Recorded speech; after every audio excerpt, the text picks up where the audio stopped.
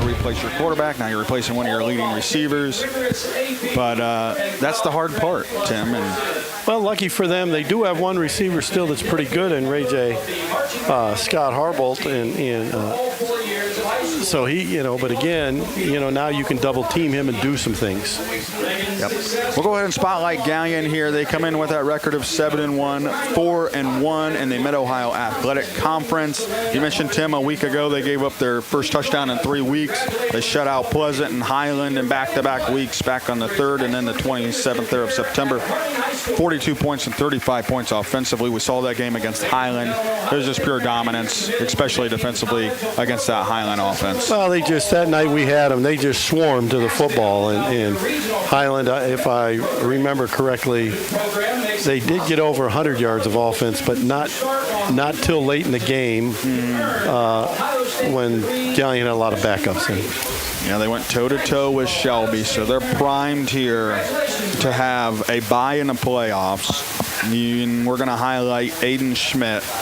He's the leader of the offense, leader of the team. 1,500 yards passing, 15 touchdowns to 6 interceptions, Tim. Well, he came in partway, in the middle of last season, took over for Braxton Prosser, and just did a great job of leading him to win. He's just a winner. He's a leader and a winner. And, as it shows on our OH reports things, he's throwing for over 1,500 yards. He has thrown a few interceptions, because he's a little bit of a wheeler and dealer and gambler. But he's also run. He's a threat when he takes off. He's had a couple long touchdown runs this year. And he's just a great player and a great kid and does a great job. Also does a really good job on defense. Yep. Keys to victory here for Galion, Tim. Well, again, I think they got to get off to a great start. The longer Harding remains in the game, the more confidence they're going to play with and the more effort and everything that they will play with. And then, you got to dominate the line of scrimmage, like it says. And that's something that, is not always easy for them, again, because they don't have great size. Their offensive line has average size at best. Defensive line is kind of smallish. So if they can win the line of scrimmage, they're going to probably win this game. For Harding, led by head coach C.J. Wessler, they come in overall at 3-5, 2-3 in the conference. We talked about it a little bit there in the beginning of the pregame. It's a mixed bag of what may happen with this team. They score 48 points against Pleasant, pretty much the same that Galion had. And then they give up 28 points, though, as well. But then Ontario and Clear Fork, they lose 28-14 and 31-7, respectively. And the thing is, Tim, is you talk about that mixed bag. You got to keep your emotions in check. They've had 8 personal foul penalties in the last 2 weeks, and that's not going to win you football games. No, because it just, it's a 15-yard penalty, and it's always a dead ball. So almost always, at least, it's a dead ball penalty. So it just gets you behind the sticks. And, so they're going to have to control that. They got Landon Keller, who's one of the leading rushers, if not the leading rusher in the league this year. And, so they're going to hopefully try to hand the ball off to him, and he can do his thing. And he's ran the ball over 100 times so far this season, Tim. 118 carries through 8 weeks, and he's been a workhorse for them. Yeah, and so that's what they need to do. And then if you can get him going like that, then you got a shot at hitting maybe a couple play action passes and hitting a couple home runs. And again, that's why they're a little bit inconsistent offensively. Yep, you can also hit him out of the backfield. He has 188 receiving yards. So keys here for Harding and the Presidents. Well, not only to contain the sacks, but to contain just tackles for loss. Yeah. It's, because Galion's going to blitz. Galion's going to put pressure on you. Galion is going to try to get you behind the sticks constantly to get you to gamble and to turn you over. They got to match speed for speed, too, and that's going to be a big part here tonight. Well, this is one of the teams that can do that. They do have some really good athletes themselves, some guys with some good speed. But, boy, Galion has been, to me, Galion's the fastest team I've seen this year. Well, we'll see their speed here coming up. We'll take a timeout here on the OH Report and WBCO. Stay tuned. We'll have the kickoff, and that's coming up next here on the Lewis Family McDonald's of Bucyrus and Galion Game of the Week.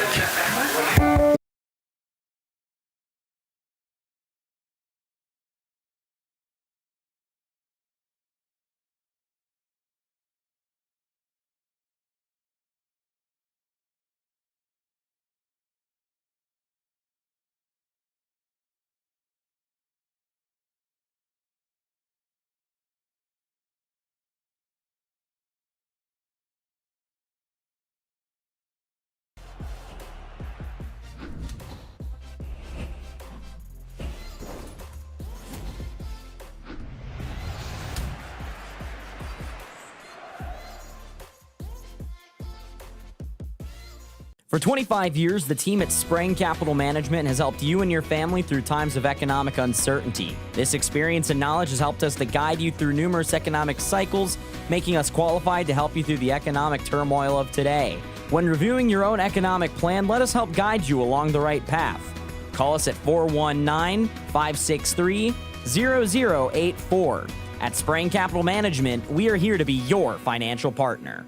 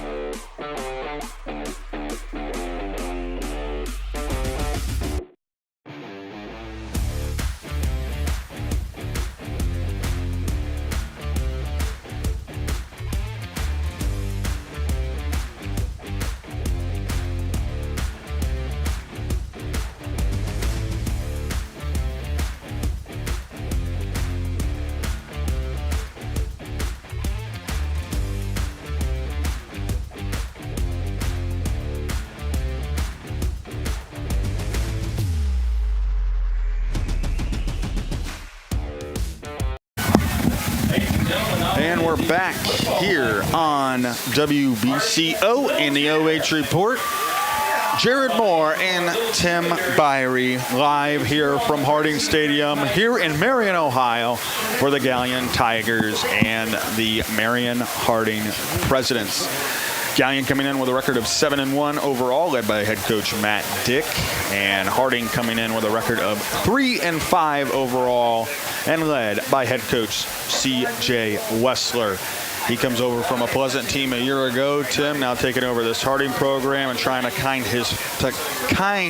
of find his way forward here at Harding. We mentioned those 8 personal foul penalties in the past 2 weeks. They've given up 3 onside kick recoveries in the past 2 weeks. How do you control those things here for this kind of inexperienced team, Tim, that was led by a freshman quarterback? Yeah, well, you just talk to the kids and say, you know, we got to be alive for those things. Why did they get the onside kicks?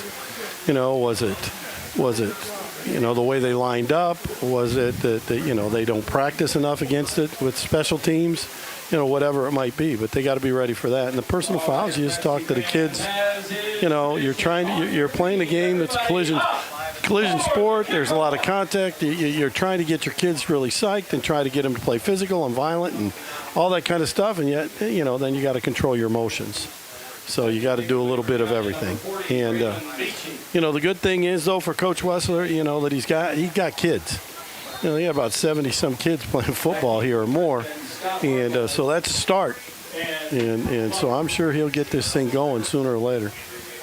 He just, the best thing is, he plans on staying here a while, and they've had a lot of turnover, coaching-wise, the last few years. All right, they average 18 points per game, and they give up 24. Just a squib kick here this time, and Harding will return it, and it looked like they were maybe setting up a reverse there with Marcus McGarry. It was going to be hard. Not sure if that's what was going to happen. The replay, it almost looks like it was, but he tried to reverse his field. But he had, they kicked the ball and almost pinned him on that sideline, and so if they did want to run a reverse, it was going to take a long time to get over to the guy he wanted to hand it to. And, number 30 for Galion, again, they just show great spot. So that was Cale Early, who is, obviously one of those guys that makes a lot of tackles and hard to outrun. Galion deferred, so they'll receive the second half kickoff, but Harding will start out here on offense. As I mentioned, 18 points per game is what they average. And right off the bat, they're going to throw a screen pass up the middle of the field. It's Juju Glover, and he's hit basically immediately. Just a 2-yard pickup here.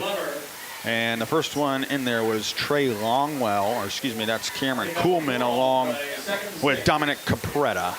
But Harding's going to hurry up and get their offense set, and they'll run it off the left tackle this time with Maddox Simmers. And he doesn't get very far either, just a yard pickup for him off the left tackle. And Salih in there on the tackle as well. You already mentioned Salih and Capretta, Tim, on the tackles. Well, they tried to go tempo and go real fast, and Galion was ready for it. Galion got their defense set, and it was only gained of 2 yards. All right, it'll be Jaden Jordan.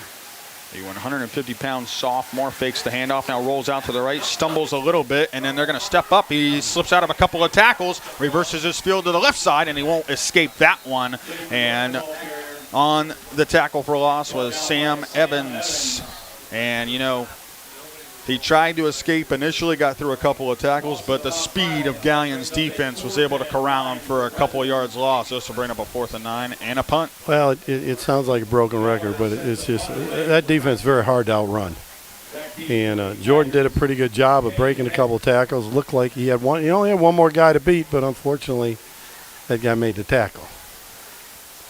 Yeah, this is a defense that, they only give up, Tim, 82 yards passing a game. They only give up 193 yards total a game, but then they also offensively throw for 190, and they get 395 yards total on offense, and we're going to see them with great field position here on the punt from their own 42-yard line. And that's something that is what Coach Dick works on a lot. He wants to win the field position game, and they usually do because they have great special teams. Aiden Schmidt will go under center. This will be an I formation here for the Tigers. And the deep back, this will be a big gain in the Harding territory. And that was that big gain. I don't have that on the roster here. I think it's 27, that's not on the roster. I don't have it on our roster either. Yeah, they're using the same one, but it was a gain of 18 and a first down. And they'll take it again across the 40 and to the 46. We'll figure out number 27 here in just a moment. Carried the ball the first 2 plays. Down by Xavier Ashburn. Pick up the 6 on the play, 2nd and 4.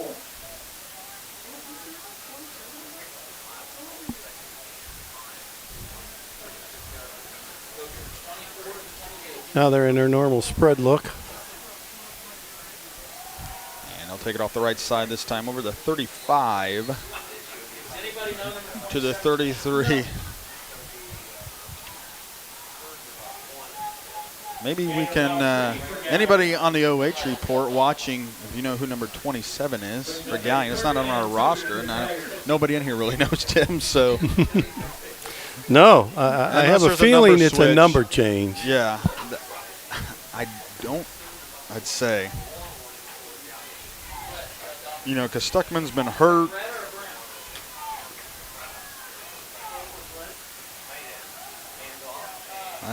It looks like he's got it. Close to the first down. To the They haven't moved the sticks yet, so maybe he's a little short. It does say 4th down Gain of about 1 on the play. and inches. Not very much to go here. There will be a measurement.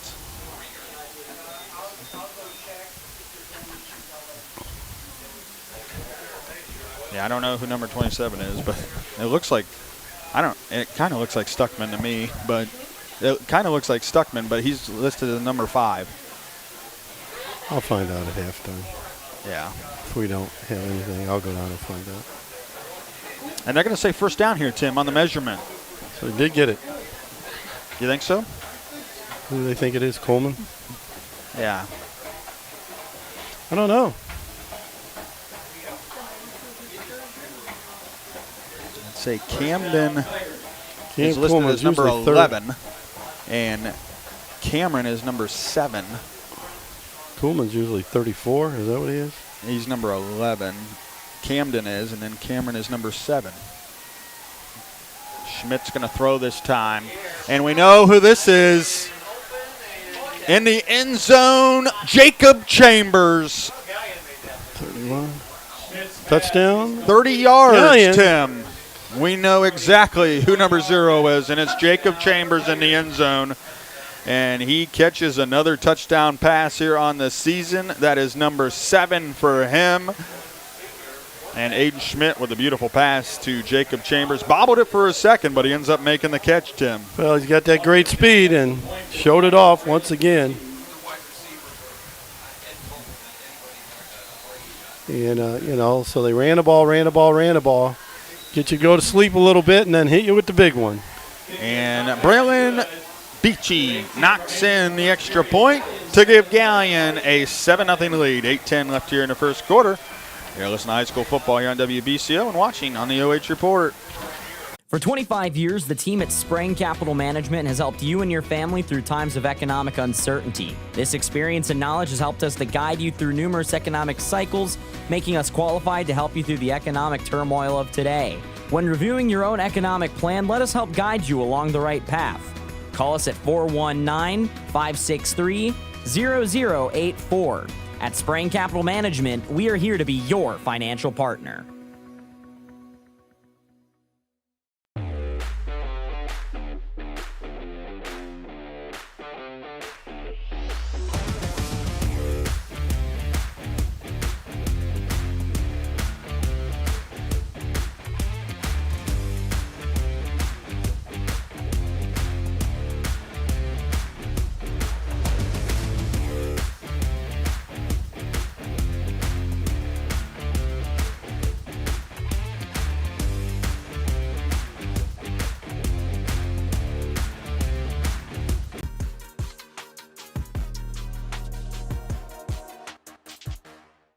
Tim Birie, Beachy's kick another Kicking it squib. pretty much the exact same spot as last This time time. they'll take it down the left sideline across the 45. Oh my goodness, Beachy plows him over. And that was Marcus McGarry again, but Beachy, the kicker. You know, we've talked about how big of a guy Beachy is at 6'7", 240. And my goodness, you usually don't see a kicker do that. Yeah, maybe they should play him a little bit as a defensive end or something, man. He hit him pretty good. It was like running into a stone wall. You know, he decided not to run towards the middle or reverse or anything. He just ran right up the sideline. Had plenty of room to run till Beachy just buried him. Man, that was quite a hit for a kicker. 6'7", 240. I mean, Yeah. he'll be a linebacker at that rate. And he just ran into the plow of Beachy. Now Jordan's going to throw. Screen pass once again. Caught at the 47. They'll get to midfield here. Jordan's pass complete to Ray J. Scott Harlow. Gain of 5 on the play. Gain of 5 there. Well, Ray J. Scott, as I said earlier, Ray J. Scott Harbolt is their other big receiver and just ran a quick hitch route, 5-yard gain. Nice, easy pitch and catch. We'll set up 2 on the left here. They'll fake the handoff once again, throw it out wide. Catch made here by Scott Harbolt again down the right side at 35. Stiff arms his way down the sideline, well into Galion territory, close to the 30-yard line. And there he is again, Ray J. Scott Harbolt, the 6'1 senior receiver. Makes the catch, turns it up. Now Harding going to get back to the line of scrimmage rather quickly. Jordan will go in the shotgun. They'll send in motion. It'll be Juju Glover. He'll run the sweep to the left side, cuts it up the hash, and then he's tripped up right there by Trey Longwell, and they're on the tackle. But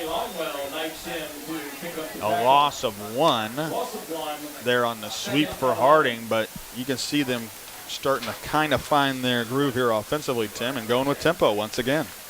Yeah, they're trying to, they're getting in a huddle, but they get in and out really quick. And just trying to go, not let Galion get their defense set. Keller gets it into the backfield this time. Now he'll get a running start up to the 30, and he's knocked down right there. All right at the 30-yard line, a 3-yard gain. Longwell again in there, along with Zach Salih on the tackle here for Galion. Is that Keller's first carry? Yep. That's it. Yeah, that's what I thought. He hasn't. We're going to roll out again. Yep, Jordan rolls out, throws it on the run. Catch made by Jaden Griffith at the 15-yard line, and they're on the coverage, but not early enough. Kane Hay tried to knock it away, but he's in there for the first down, was Griffith. Now they'll go with a deep eye once again here. With Maddox Simmers, the ball carrier, works his way down the right sideline and into the end zone from 15 yards out. Maddox Simmers finds his way in, and Harding an extra point away from tying this game, Tim. Yeah, just nice job there. Nice drive, and a minute off the clock. So Simmers gets the touchdown from number 17 from 17 yards out. And Harding's right back in this thing with a quick drive right down the field. They'll kick the extra point here.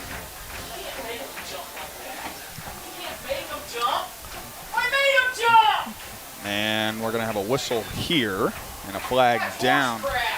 Oh. My goodness. So we'll see the call here.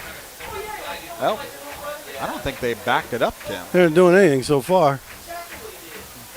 Now they'll back it up. Just the early motion there.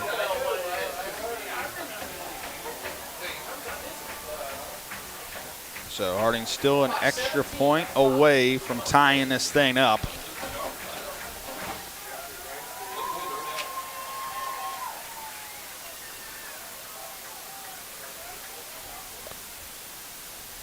And it is up, and it is no good. Wide to the left here for Harding, so they still trail at 7-6. We'll take a timeout here on WBCO in the OH Report. Galion 7, Harding 6, 7:10 left here in the first quarter. You're listening to high school football here on WBCO and watching on the OH Report. I'm Steve Krall, president of First Federal Community Bank. And here at First Federal Community Bank, our playbook consists of the 3 C's: care, curiosity, and courage. Just like your team, our 3 C's strengthen our communities and our team here at First Federal Community Bank. On behalf of our team here at First Federal, we want to wish all of our area teams and coaches the best of luck this season. Yes!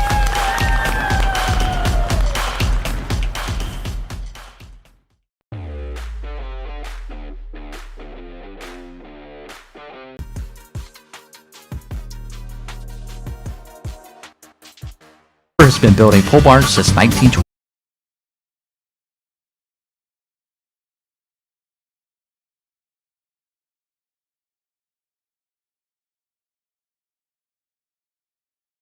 Next to the railroad. Back here on WBCO, kick goes out of bounds. Here on the OH Report as well. So Galion will have once a good field position here to start their offensive possession, but Harding an impressive offensive possession on their last drive. Only took up a minute, Tim, off the clock, and Maddox Simmers with the 17-yard touchdown run and just made it look easy.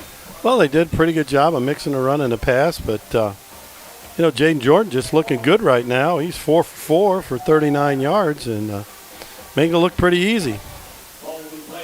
Aiden Schmidt, Jacob Chambers made it look easy on their last drive. They'll set up trips to the right, stagger them up here.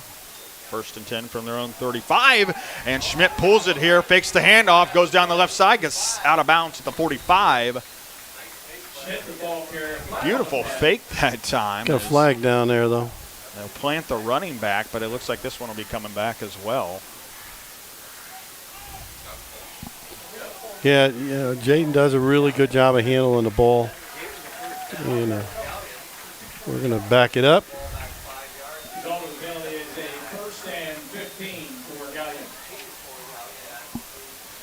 But, and that's something that some quarterbacks don't really worry about. But if you can do a good job of ball handling and faking and pulling it out when you need to pull it out, that guy turns inside and you can pull it. You can get a lot of yards, and that's exactly what Jaden did that time. I believe 27 is Camden Kuhlman. But Schmidt will roll out to the right, throws it on the run, tipped up and intercepted. Harding picks it off, and it was number 2, Ray J. Scott Harville. Makes a couple of big catches offensively, and Tim, once you know that ball goes up in the air after it's tipped up, it's an easy interception.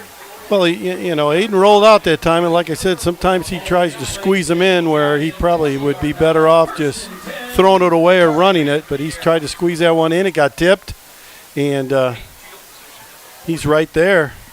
Ray J. Scott Harbolt, he's right there to pick it off, and short field now for the Presidents, and let's see if they can get that thing moving again like they did the last possession. They'll start out from the 40-yard line in Galion territory already. And we'll see what they can do with this, but Galion defensively really has to strap in here, put in a bad spot. Keller to the right here. He's going deep right away. Deep down the right side, and there is Harbolt again. Ray J. Scott Harbolt with the catch at the 10-yard line. And we got a problem here for the Tigers early. They're going to hurry it up here, does Harding, and get back to the line of scrimmage and go tempo. It'll be Simmers again. Inside the 10, slips through a tackle inside the 5, dives close to the goal line. They're going to mark him down at the 1-yard line. Evans in there on the touchdown-saving tackle. But it'll be 2nd down and goal here for the Presidents from the 1-yard line. They're going to run a couple late here offensively, and substitutions for Galion as well. It'll be Keller here on the carry. Dives into the end zone, and Harding has their first lead of the night. And now Harding has the lead with 5:21 left here in the first quarter. Keller from 1 yard out just dives over into the end zone. They're going to go for 2 here. Nope, they're going to go for the extra point. And Harding with the momentum here early. And when was the last time the Galion Tigers had a deficit? Well, I'm not really sure. I'm sure it's been a while, though. Probably against Shelby. No, there was one game after Shelby. I think they were behind because I was really surprised, and then they ended up coming back and winning it pretty easy. And this time, the kick is good right through the uprights for Braden Coleman. And that gives them the lead here at 13-7 with 5:21 left here in the first quarter. It's Harding 13, Galion 7. You listen to high school football here on WBCO and watching on the OH Report. I'm Steve Krall, president of First Federal Community Bank. And here at First Federal Community Bank, our playbook consists of the 3 C's: care, curiosity, and courage. Just like your team, our 3 C's strengthen our communities and our team here at First Federal Community Bank. On behalf of our team here at First Federal, we want to wish all of our area teams and coaches the best of luck this season. Yes!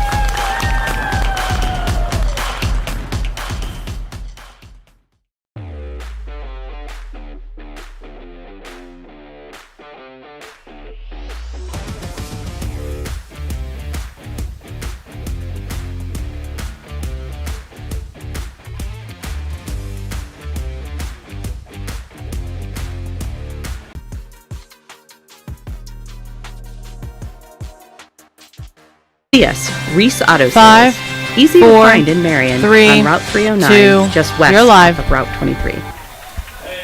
Kurt Hay on the return here for the Tigers, but corralled there by Theo Collins here of Harding, along with Maddox Simmers as well. But Tim, after that interception by Ray J. Scott Harbolt, he makes the big catch to get him into first and goal, and then Keller just from 1 yard out did the rest. And Harding with all the momentum here. Oh, yeah. Right now they're having a very difficult time defending one Ray J. Harbolt. Scott Harbolt. And so let's see if they can settle down here and now move the ball offensively. Yep, Schmidt coming off an interception. We knew he was prone to it. Hayes going to turn it up here on the jet sweep, but he's not going to get much here. Kane Hay just across the line of scrimmage, maybe a 2-yard gain there for Hay. Scott Harbolt, you're going to hear his name a lot here tonight. He was in there on the tackle. Now, looks like Galion might go with tempo. They typically would go to this and then look to the sideline. They're going to go trips to the left here to the Tigers. And it'll be Coleman cuts it back inside, and then he's upended across the 40 to the 43. J.J. Starks again there on the tackle. And I'll bring up third down and about 5 here, Tim. It's a big down for Galion. You know, right now Harding's got all the momentum, got all the confidence. And we talk a little bit about that. You know, Galion getting off to a fast start, and they did, but Harding has come back and regained all the momentum. Chambers goes in motion, jet sweep to him. He will get to the 45, but that's it. He's dragged down by the legs, Landon Keller. And you know how hard it is to catch up to Jacob Chambers. He's going to be about 2 yards shy here of the first down, Tim. So interesting decision here for Coach Dick early. Looks like he's going to go. No, he's bringing out the punt team. And it'll be 4th and about 2, and the punt team coming on to Watch the the field. fake. Yes. They've faked many a kick over the years. And I know a lot of times they, plan that ahead of time. Hey, it's going to be the second punt of the game or the third punt, whatever it may be. So Schmidt is obviously the punter here for Galion. Second move away for the Tigers, Aiden Schmidt. He's standing at his 32. He will punt it off of his left foot. He's ran into it. There comes the flag. And that's going to be a first down regardless. Either way. Running into the punter. I mean, you run into him, Tim. It doesn't matter if he falls or not. You hit him.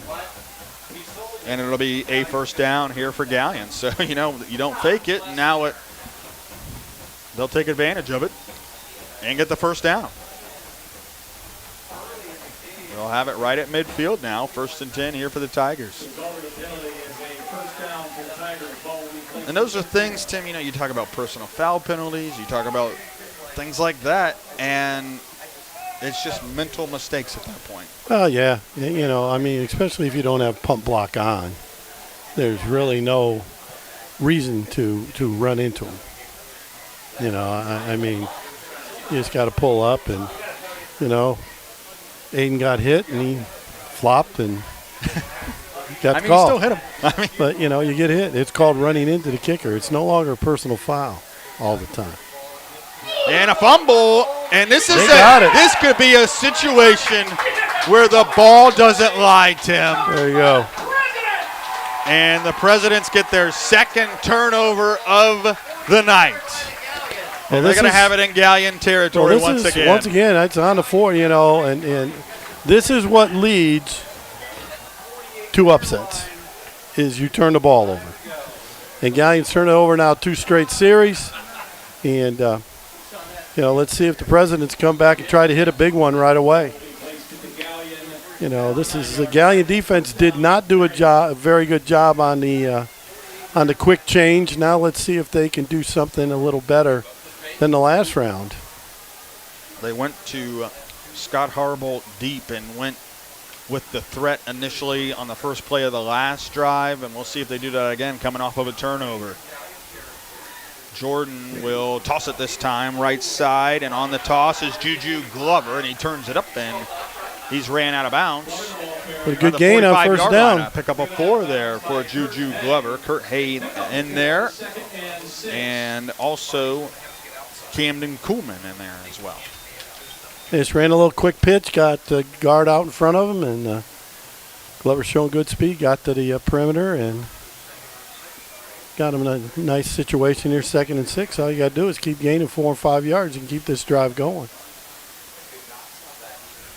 They'll fake the handoff this time. Ray J. Scott Harbolt makes the catch in the backfield, and he is tackled immediately right at the 46-yard line. This is Kurt Hay in there on the tackle. Loss of 1 on the play, 3rd and 7. Yeah, they just tried to run a quick screen, and Hay was not fooled at all, got to him right away, made the tackle. That's the biggest thing. You got to him. Hay is not very big, and Ray J is at 6'1", 185, but he got him to the ground for a 1-yard loss. Now we got to make sure that Jaden Jordan doesn't turn the ball over. Yep, this will be 3rd and about 7. We have a timeout here by Harding, but let's keep it right here. Actually, Galion takes the timeout. But, Tim, this is, you're running 2 plays here if you're Harding, and you have 2 plays in your playbook, and they might go tempo here as well. So I'm sure Coach Dick wants to kind of get his guys set and settled in here where Harding might come up with tempo here if they don't get the first down on this initial 3rd down play. Well, so far they've done a very good job of pass protecting. It hasn't been just Jordan running all over the place for his life. So they did, I think, they did get him to the ground once. But, maybe Coach Ressler will just say, let's throw something quick. Maybe hit Ray J on that quick hitch again, gain 5. If he breaks the tackle, gain 6 or 7. And, then you're 4th and 1 or 2. But I don't think they want to really run anything that's going to be slow developing against this Galion defense. They're going to split out 4 on the far side, wide to the left. Scott Harbolt here wide to the right. Jordan the throw, looking that way, down the right sideline, jump ball. He got it inside the 20-yard line. Are they going to say he was out of bounds, or did they will say he made the catch? I'd say it looked like his right foot got in. And Ray J. Scott Harbolt, another big catch, and once again, they're going tempo, I formation. It'll be Simmers, cuts it back to the left, and he is tripped up by Longwell. He had a wide open gap there along that left side here in the red zone at the 17-yard line as he cut it back, but he was tripped up, Longwell, probably with a touchdown-saving tackle. I don't think there's any doubt. He just nipped him, and if he would have gone outside, there was no one out there. It would have had to be someone from the backside running him down, but I don't know if that would have happened. Harding 13, Galion 7, 50 seconds remaining here in the opening quarter.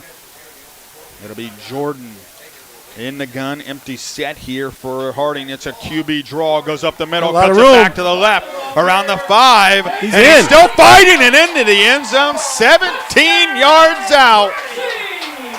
And the Harding Presidents putting on a show here. Jaden Jordan, 15 yards out. And that offense is hot right now here for the Presidents. Well, they just don't have an answer. Right now Galion has no answers at all. That time they spread them all out, went empty, ran a quarterback draw, and Jordan was down the field 7 or 8 yards before he got touched. Coleman in to attempt the extra point once again here for Harding. It is up, and it is good. And the Harding Presidents have a 20-7 lead here on the Galion Tigers. 34 seconds remain here in this opening quarter. You're listening to high school football here on WBCO and watching on the OH Report. Welcome to Marion County Now, the heartbeat of our neighborhood, the fountain of our news. We're local, we're pertinent, and we're all about you. We're dedicated to keeping you in the loop, involved, and linked with the community. And the cherry on top, our service doesn't cost a dime. Marion County Now, our neighborhood, our news.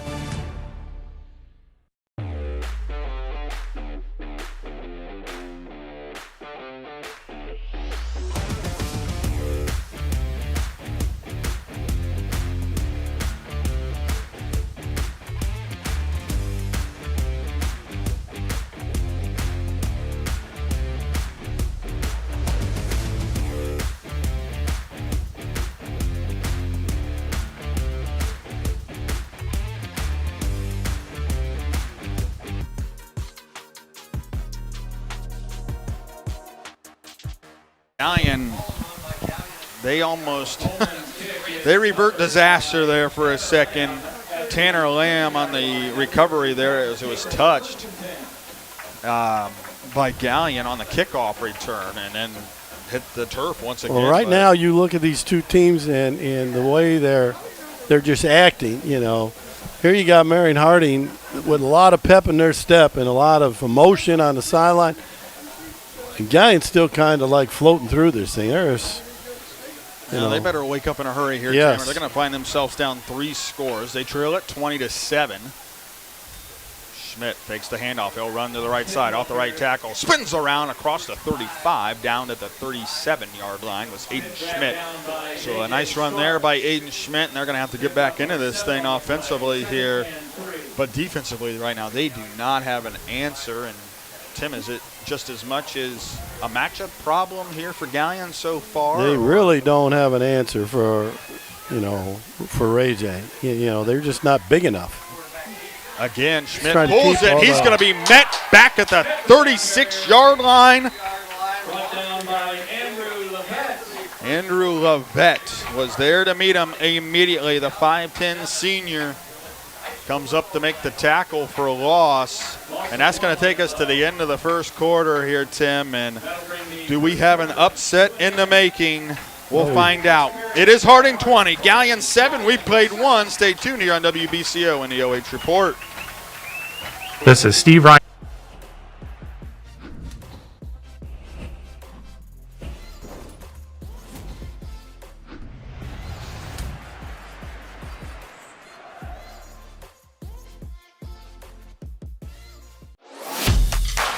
I'm Steve Kroll, president of First Federal Community Bank. And here at First Federal Community Bank, our playbook consists of the 3 C's: care, curiosity, and courage. Just like your team, our 3 C's strengthen our communities and our team here at First Federal Community Bank. On behalf of our team here at First Federal, we want to wish all of our area teams and coaches the best of luck this season. Yes!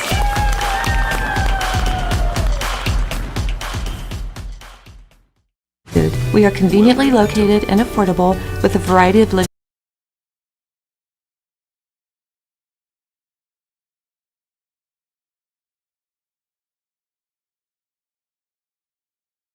For Galion, Schmidt the throw, steps up, just chucks it up. It's up for grabs. Tipped up and incomplete.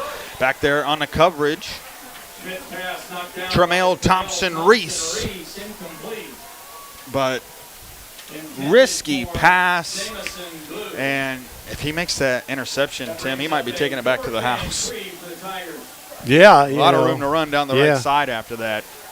Yeah, he just kind of, I thought he was trying to throw it cross field, but it didn't give way, and there was no one over there, so I don't know what he was seeing or thinking, or looked like he had a little room to run at first, but Harding did a great job of pursuit and closed that down. Schmidt the punt. Rolls it off the left foot, bounces inside the 30. We'll take a nice Galion roll here on the turf inside the 20-yard line, and we'll be down at the 15 here by the Tigers. But that Harding defense steps up once again, and now it's, pretty imperative here for Galion, Tim. You hate to say it this early in the game. Their defense has been so good throughout this season, but they've given up 3 scores here in the last 3 drives, albeit it's been a short field for Harding, so now they're going to have to actually work for it a little bit. But defensively, they've given up some chunk plays. Bottom line is they can't defend the go route.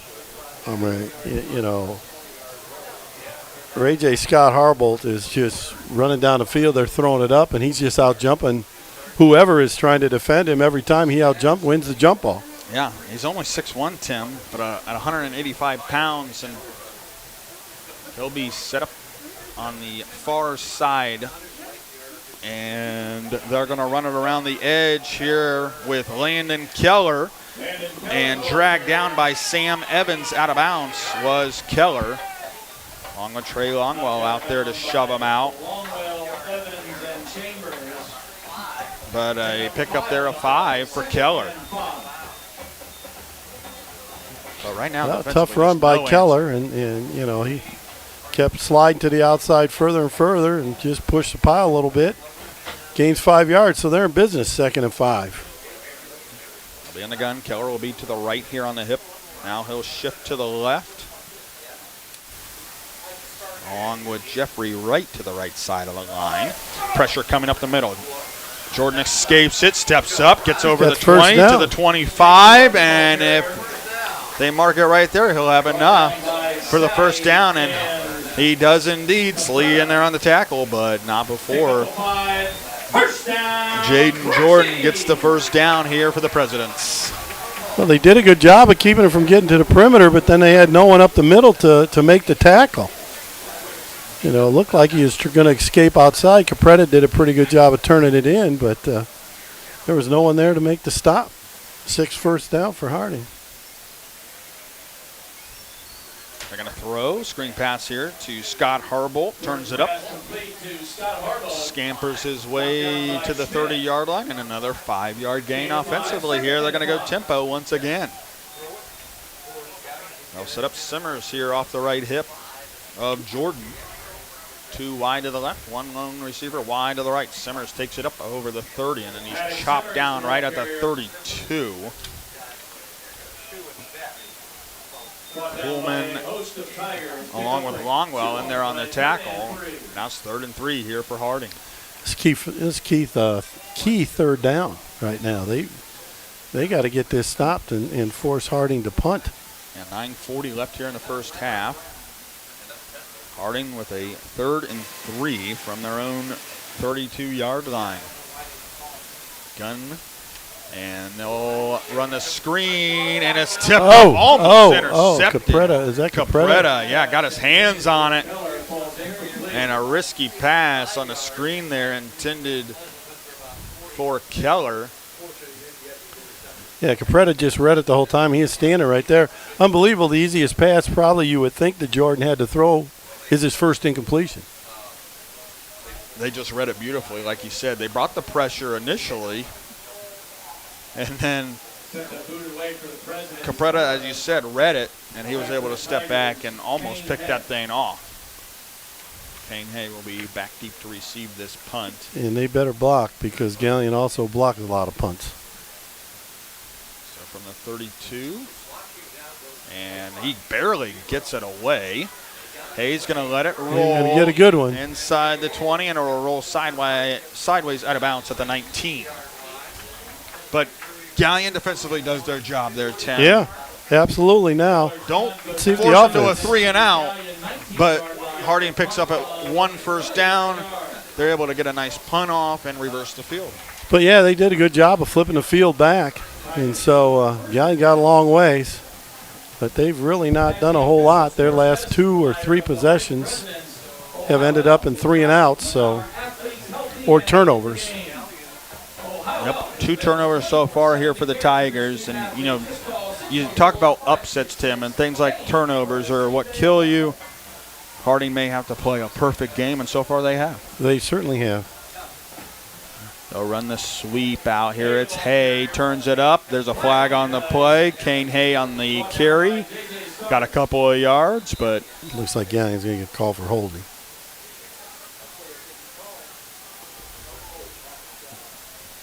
So push this one back 10 yards. And now you're off schedule, Tim. Absolutely. And, you know, and right now Harding's defense is just showing great speed and getting to all the speed of Galion. And you know, Hay wasn't going to have a very big game. 10-yard penalty for the spot of the foul. And but now they're back up against it, 1st and 16. So as you said, you know, they're behind the sticks now. Let's see. You know, Hayden Schmidt hasn't been real comfortable back there. He's been getting chased. He's been throwing some balls up for grab, and so if they're going to throw it, they need to make a play here. 8:42 left here in the opening. They're going to have to call timeout. And there's a flag. Did he get the timeout in? It will be a delay of game if they did not. Coach Dick is walking awfully far away, so I don't think he got the timeout. I don't think he did. I think he was so far away. And they are going to say he No, got the they're saying timeout. Galion took the timeout. Let's keep it right here, Tim, because this is a pretty important drive for Galion. They do get the stop defensively. They trail 20-7, but they got to get this ball out at least a little bit, pick up a couple of first downs. Harding, you know, if they get a 3-and-out here, they still got plenty of time to score once again. And a 3-score deficit, Tim, going into the locker room is not exactly what Coach Dick probably planned here tonight, obviously, but probably didn't expect this either. Well, you know, the big thing is they got to get moving and they got to get a score, make it a one-score game. Then they get the ball first in the second half. But right now they have shown nothing offensively since the first drive. You know, first drive was, 3 plays?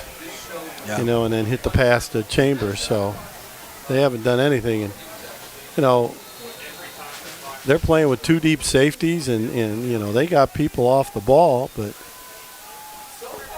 Schmidt to throw, steps up, spins out of a couple of tackles, now lobs it out to the left and across the 25 and diving forward to the 27. There.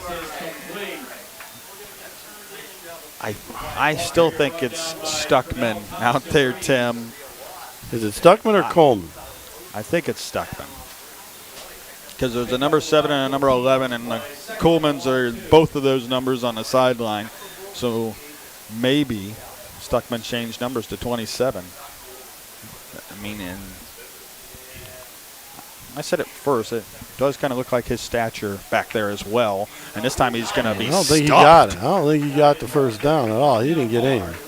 Right at the line of scrimmage, maybe a foot gain there, and it's going to bring up 3rd and short here. 3rd and a short 2 or a long 1. He's bent over. He's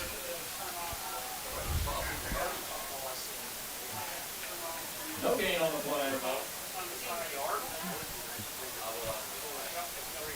So they're going to line up in the shotgun. They're going to go trips to the right. And I believe it's Stuckman here to the left. Schmidt's going to run it himself. Harding, can he get the edge? He reaches out at the last second. This is going to be close. No, I think they're spotting him way short. I think he may have gotten right back to the line of scrimmage there. It looked like he reached the ball out at the last second. But it's going to be 4th down here, Tim.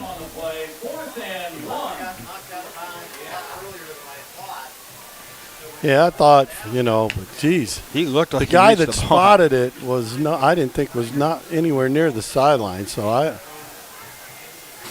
they're going to go for it. This is huge right here. Humongous. I formation here for the Tigers. Tried to go freeze. He may have called him offside. He may have called him offside. Yep, he's calling offsides. He's calling it on them both? Wait a minute. Well, they're going to say false start here offensively.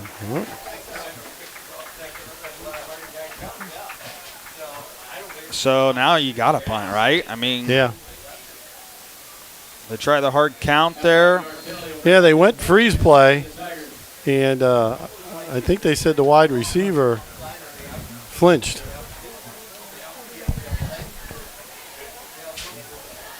Which is wild because you call freeze, you don't have to go, and plus the wide receiver, he was going to have nothing to do with the play. Nope. If they even ran a play, Tim, before taking a timeout. Schmidt's punt. Ray J. Scott Harbaugh makes the fair catch at the 39.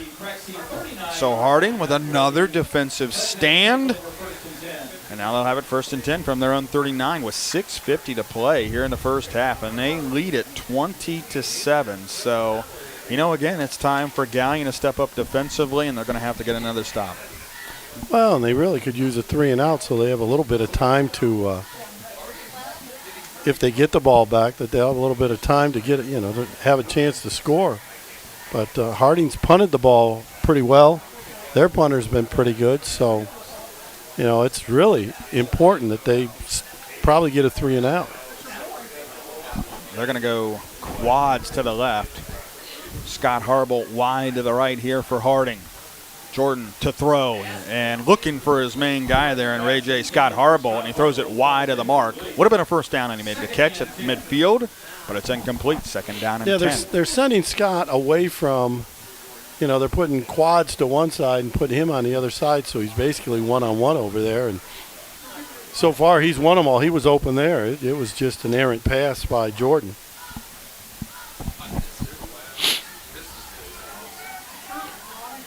Jaden Jordan will go with the empty set this time. Yeah, once again, quads to the left. They'll send Keller in motion to go into the backfield. Offset eye here for Harding. Keller takes the carry, and he keeps the feet churning, gets across the 40 and spins his way to the 41, and did a nice job there of just gaining a couple of yards to get something out of nothing. Yeah, there wasn't a whole lot. Galion was bringing a blitz, and, there wasn't much there. So 3rd and 8, and again, Jordan just needs to, if they give him something, take it. If not, throw the ball away, He's scramble. He doesn't want a turnover here. He has only thrown 1 interception on this season, and Feliciano had thrown 5, Tim, through the first few games. And so Jordan with a better job so far offensively here for Harding. Just here comes the rush. Holding the ball. Now they're going to bring the heat, and this is going to be a sack. Capretta in there along with Salih, the leading sack leader in the MOAC, gets him back there. And forward progress puts him at the 32. He didn't throw the ball into traffic, Tim. He took the sack that time. And Galion desperately gets that 3 and out that you talked about, a quick 3 and out. Nothing wrong with taking a sack there at all. And, you don't turn the ball over. Your punter has done a good job. I think Keller's the punter. Yep. And he's done a very good job. And he'll get it away, end over end. Hay makes the fair catch and takes a knee at the 30-yard line. So Galion, they move it out a little bit, flip the field just a tad, but now they have it out from their own goalpost as well. And now Galion offensively will come back out and try to do some work. And I think right now, Tim, the main thing is you've got to get Jacob Chambers involved. Yeah. He's only had 1 touch since he scored the touchdown. They got on the ball on a jet sweep where there wasn't a whole lot of room for him to run there. So, but, like I said, they've been playing a lot of cover 2, which is 2 deep safeties. And they're in it again. So that can be hard to sometimes hit a big one. Schmidt steps up. He spins out of a couple of tackles and then tries to juke his way, but he gets maybe a yard gain here to the 31. Number 52 in there on the tackle for Harding, Lucas Keller, along with J.J. Starks. It'll be just a 1-yard pickup there for Schmidt. Well, against cover 2, it's just hard to hit the ball deep, because you got 2 safeties backing out. This is where you try crossing routes, maybe. Try to throw between them, yep. But they tried that, and it was tipped up and intercepted there on their second drive of the game. They'll go trips to the right. Schmidt rolls to the left, steps up to throw, heaves it, and it's incomplete. Dropped by Cohen Adams. Would have been enough for a first down, but now it brings up 3rd and long at 3rd and 9. And this is the situation they've been in, Tim, is 3rd and 8, 3rd and 9. Just long 3rd down situations. Well, so you were asking the other thing. The other thing that's good against cover 2 is you got to run a guy deep, because the corner is going to sit in the flat. Run a guy deep, get the safety out of the middle, and then run a tight end, Capretta, right down the middle of the field. It's almost what they tried doing right there with Adams too, right? They're going to throw again here on 3rd and 9. He rolls out, pressure coming. Schmidt is going to be dropped from behind back at the 25. And that looked like it was Ashburn in there on the sack. Sean Kelly as well. But Harding's defense suffocating so far here for the Tigers. Boy, it sure has been. And now it's 4th and long and another punt here for Galion with 3:55 to go here in the opening half. Harding leading 20-7, but now they're going to have another crack at it here. Short punt, and it's fumbled and botched. Loose ball. I think Galion's got it. And Galion has it, and this might be exactly what the doctor ordered here. Capretta falls on it here for the Tigers. And now they're going to have it in Harding territory for the first time since the first drive. Well, his punt, it was kind of end over end. It wasn't very long compared to his others. And Ray J came flying up trying to make the catch. And, you know, he dropped it. It came right off his stomach. And one hopped it right to the Galion coverage guy. And Galion's in business now. This could be huge. Talk about those are the things that are needed for an upset to get the turnovers, but now they give it right back. And now the left tackle to the 41 and a huge hit. That time it looked like Ray J. Scott Harble laid the lumber to him, taking his frustration out off of that muff punt. But it'll be a nice gain there of 7 and bring up 2nd down and 3 here with 3:20 remaining here in the first half. And that time they just ran the outside zone and had a lot of success. They're going to run it again. And Stuckman again. Looks like he may have the first down. 30. And now a late flag. This could be huge. Flag. And Galion moving players out of the way. Grabbing their guys, getting them out. So we'll see what the call is. You know, we talk about it, 8 personal foul penalties so far by Harding in the past 2 weeks. Are they going to pick up another one right here?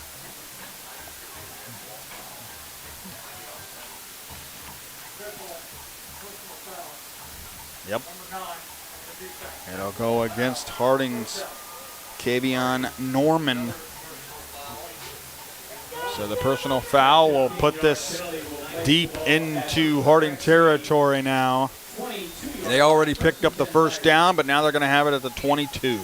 It's like their first down since almost the opening drive, I think. So 1st and 10 from the 22-yard line. Timeout, Harding. And Harding's going to take a timeout. Good timeout here. Good timeout. Yep.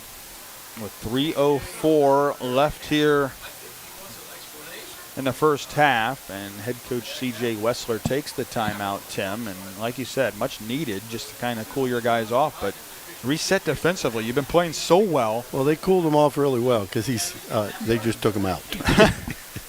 Maybe that was the reason for the timeout, exactly. And, well, you know, things are going so well, and then, you know, you get the turnover, so you got the quick change. You got to be ready, you know, and your defense is actually playing pretty good. They may have had the first down anyways. Yeah.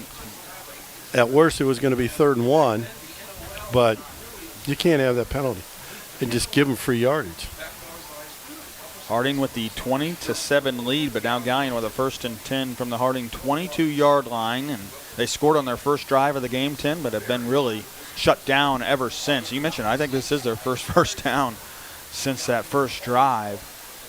And now they're going to have it deep into Harding territory. Schmidt will be in the pistol set here.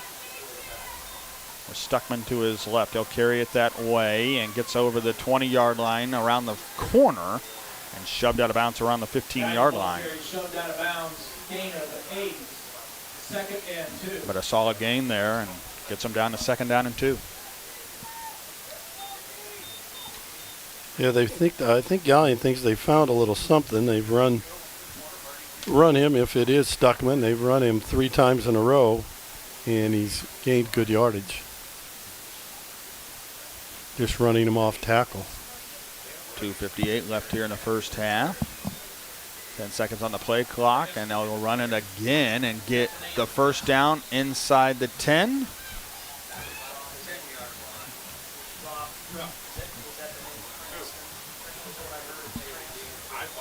So they'll have it 1st and goal here.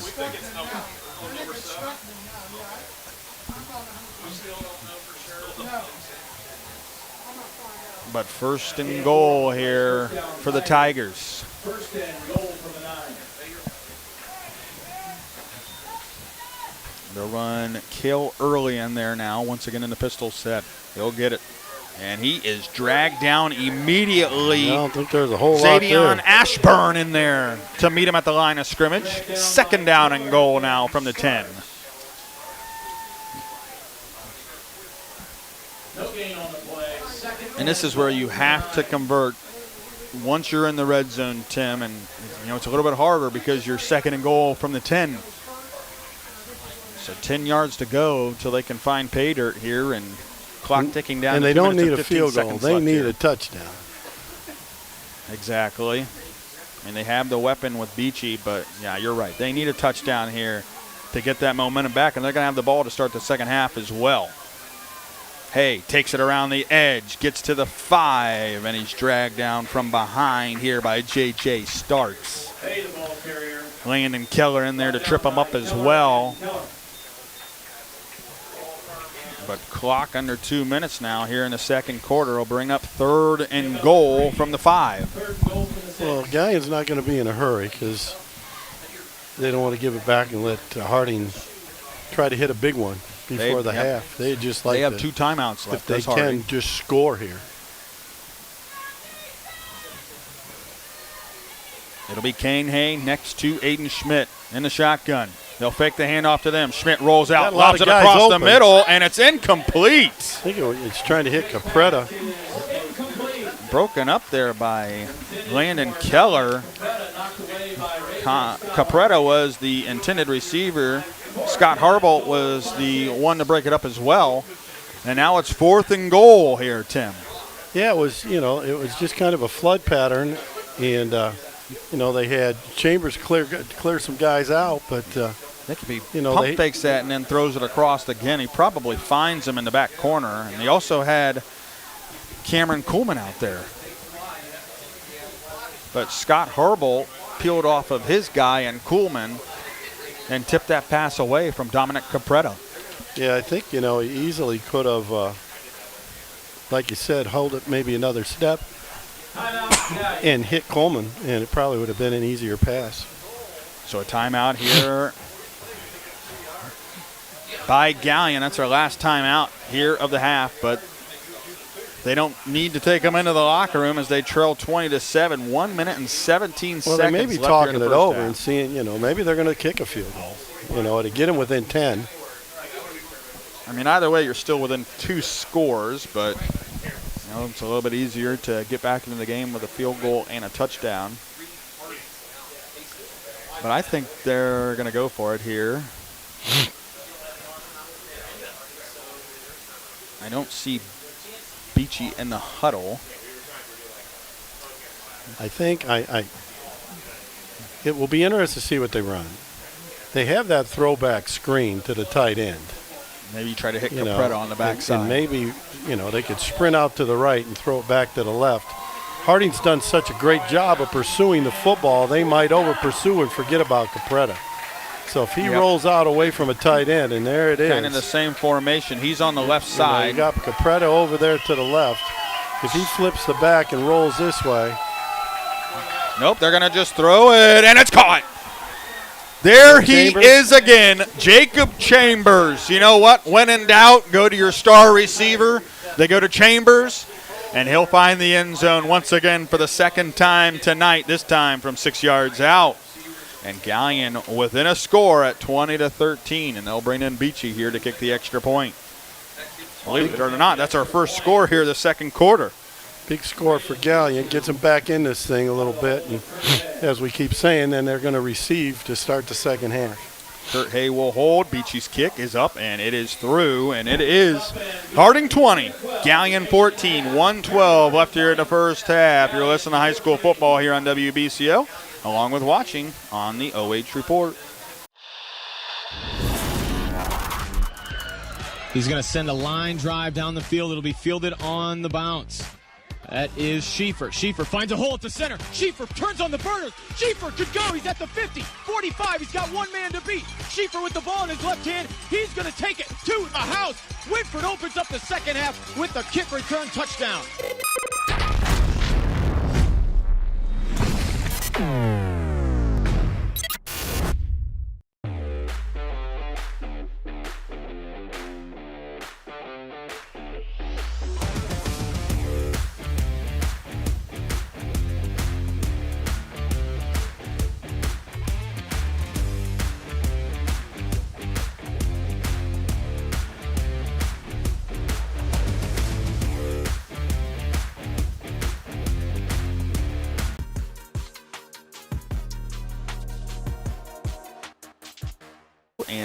Page Report. Jared Moore alongside Tim Birie. Galion back in at Tim. A 6-yard touchdown catch from Jacob Chambers there. Aiden Schmidt with a nice throw into the middle of the end zone. You thought they might throw the throwback, but when in doubt, Instead, he go to just Jacob ran a Chambers. little slant. And easy peasy there. he went up in the air and made the catch. They went the opposite way of Scott Harbolt that time. And now a whistle here on the kickoff, and looks like Galion got the early start. So push it back 5 more yards. And this is where, Harding, they get the personal foul penalty, pushes Galion deeper, and then it looks like they might get a stop. But then Galion converts on 4th down. But Harding still here with 2 timeouts and an opportunity here, especially after the penalty. We'll see if Birie kicks it further here, but I think they're trying to keep it away from Ray J. Scott Harbolt. They sure seem to be. They've kicked it short every single time. And do they do it once again here after the penalty? I think at some point you got to try to boot it deep here and put Harding back a little bit, especially since they still have 2 timeouts and a minute 12 to work with. Their offense, though, has been shut down. You got to give credit to that Galion defense. So far in the second quarter, they've shut out Harding. Oh, yeah, and they just played an outstanding half. There is no doubt about it until that last drive, which is they get it because of the fumbled punt, and then, which is a shame because Scott Harbolt has been, Halbert has been so good. Birie this time Harbolt does indeed kick it deep, and Scott Harbolt will take it at the 11. Ray J up the right side of the field to the 30, and he'll be knocked down there. Ray J. Scott Harbolt on the return, and Jamison Glue in there on the tackle. And Harding, we'll see what they do. A minute 6 left, still those 2 timeouts. You try to take this into the locker room with that lead, and they had the momentum, but now it seems like it's kind of pushing back towards that Galion side, and risk a turnover as well. Well, it'll be interesting to see what Coach Ressler decides. Whether he's going to get a little conservative. He's so far he hasn't really played that way tonight. They're playing to win, so it'll be interesting to see if he is going to allow Jordan to put it up a little bit, or if he's going to just try to run the ball and get out of here at halftime with the lead. They'll have it 1st and 10 from their own 31-yard line with 1 minute and 6 seconds to go. Harding with that 20-14 lead. Here on top of Galion, it'll be Jordan in the shotgun. And they'll fake the jet sweep. They'll throw it deep down the left sideline, intended for Henry K-Mac. Jump ball, fight for it at the 32. He won it. And K-Mac with the catch. They go the opposite time of Scott Harbolt, and this time they go the K-Mac route. And he makes the catch down to the 32. 1st and 10 here for the Presidents. 38-yard gain, 1st down, Brixie. Jordan the throw again. He'll roll to the left. On the run, gets to the 30, and then side steps out of bounds as he's ran out by Sam Evans. Gets back to the line of scrimmage, but stops the clock here with 53 seconds left here. He does actually pick up a couple more yards to the 30 is where they'll mark him out. Gain of about 3 on the play, 2nd and 7. So bring up 2nd down and 7. Plenty of time. Yep, he got out of bounds. Still 2 timeouts. 53 seconds remain here in the first half, and a huge hit up the middle, and laying the lumber that time was Cameron Kuhlman. And they'll bring up 3rd down and 7, and a timeout here by Harding as Simmers was knocked to the turf. Hard there by Cameron Kuhlman. But Harding here with the ball deep once again in Galion territory, looking for their first score here the second quarter as they trail it 20-7. But a timeout here by head coach C.J. Wessler with the clock 45 seconds, so still got plenty of time.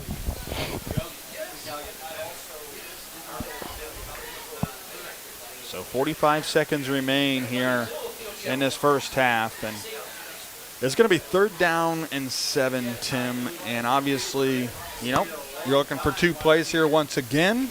Obviously, probably tempo here with just the 1 timeout left here for Harding. But 2 plays in the playbook. I'd throw it deep. I mean, that's what he's done best.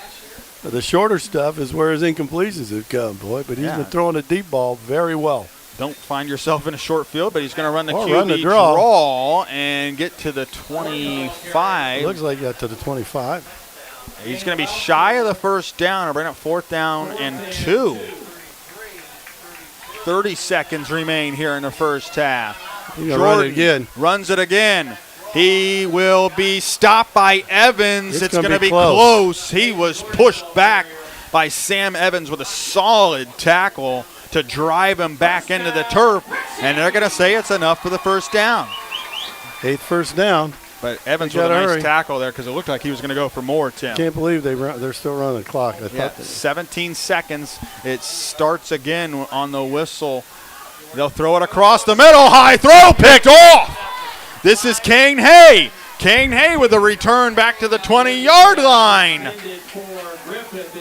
And that will be 6 seconds left in the first half, but Kane Hay with an interception. Yeah, you just tried to throw it over the middle. You can't overthrow the ball down the middle. It's a pick.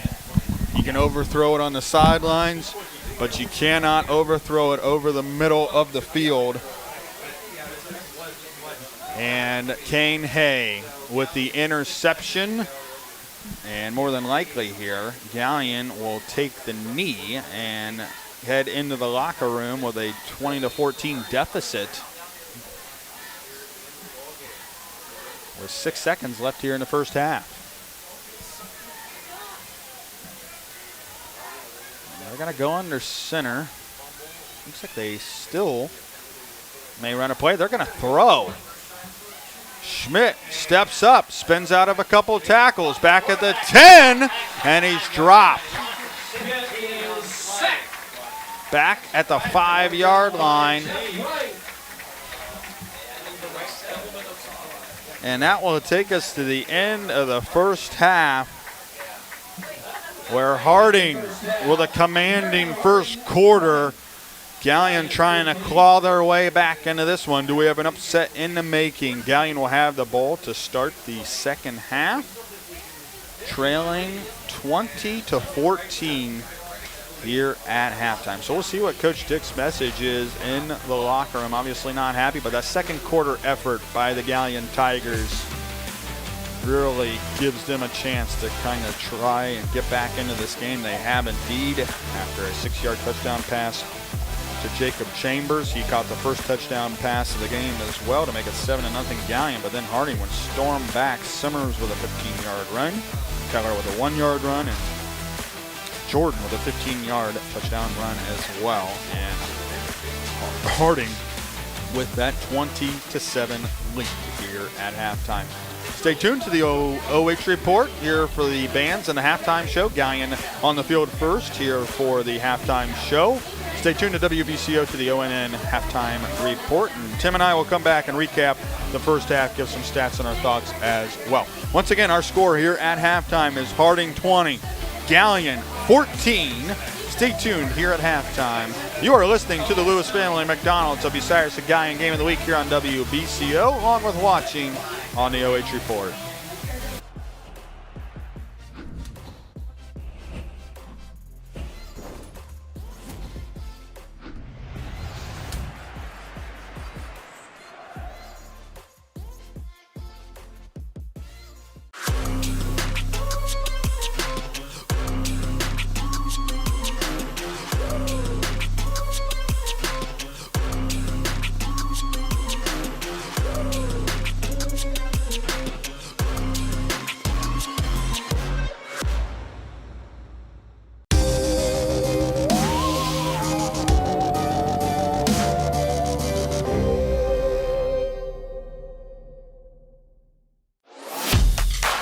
I'm Steve Kroll, president of First Federal Community Bank.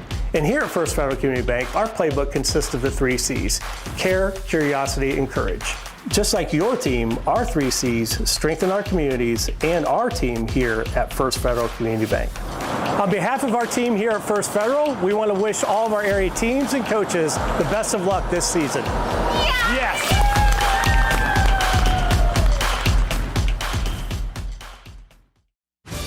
Welcome to Marion County Now, the heartbeat of our neighborhood, the fountain of our news. We're local, we're pertinent, and we're all about you. We're dedicated to keeping you in the loop, involved, and linked with the community. And the cherry on top, our service doesn't cost a dime. Marion County Now. Our neighborhood, our news.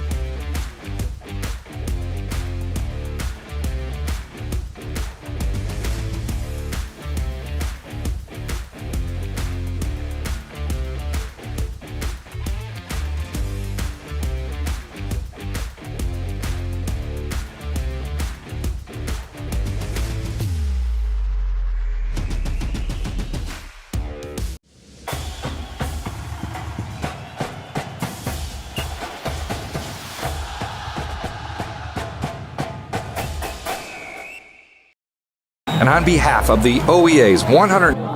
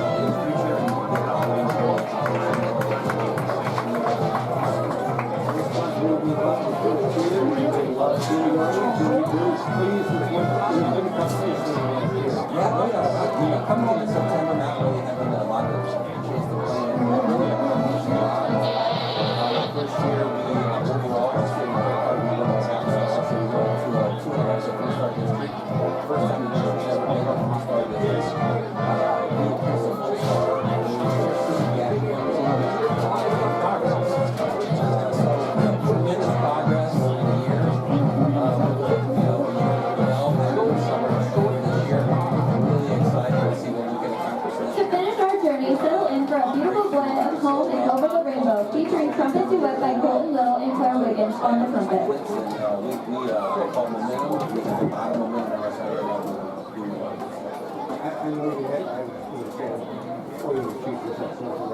a lot of veteran teachers who've been around a while. So it's really have a lot of younger teachers, maybe been out of college just a few years, gone to 10 years or whatever. You really have a nice mixture, I think, with the teachers and the schools. Yeah, we have really good diversity, demographics, information. I just the landscape is changing. There is nationwide, there's really actual shortage. We are doing really good here in the season last year. The rest of this year, young blood, young talent coming in. We still have some veteran teachers on board as well. I think we still have 40-45% of our staff for Halloween, from their pay to get them to graduate from already graduated. Last year, there's still a lot of work. A lot of people that care about the schools. Our friends in the interaction.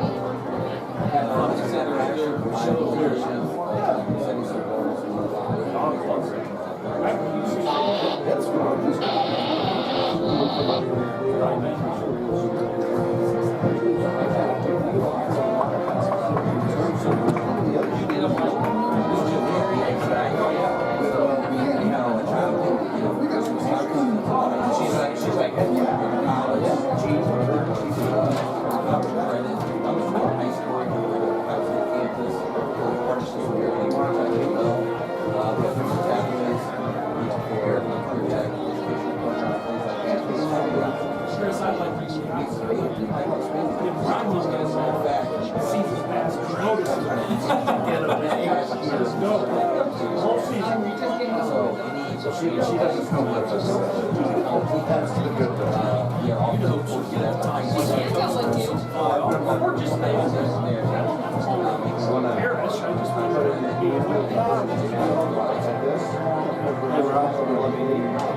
You graduated and then you went to college. You're on it, man. I went to ask the coach. There you go. Go to the source. I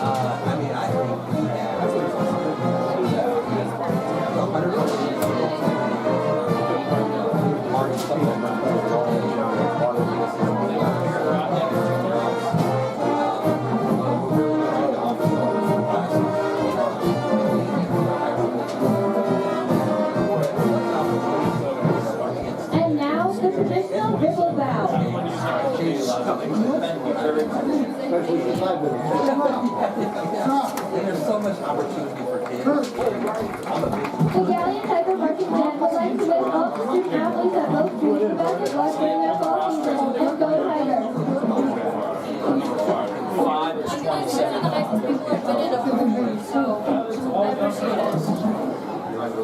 I didn't even say a word. That's why you're nice. You were just polite enough to tell me where to go and how to use something. I'm sorry, it's not better for you. We've been to places where they tell us to go too. I was like, last time they just left me in the box and I didn't know where anything was, so I appreciate you.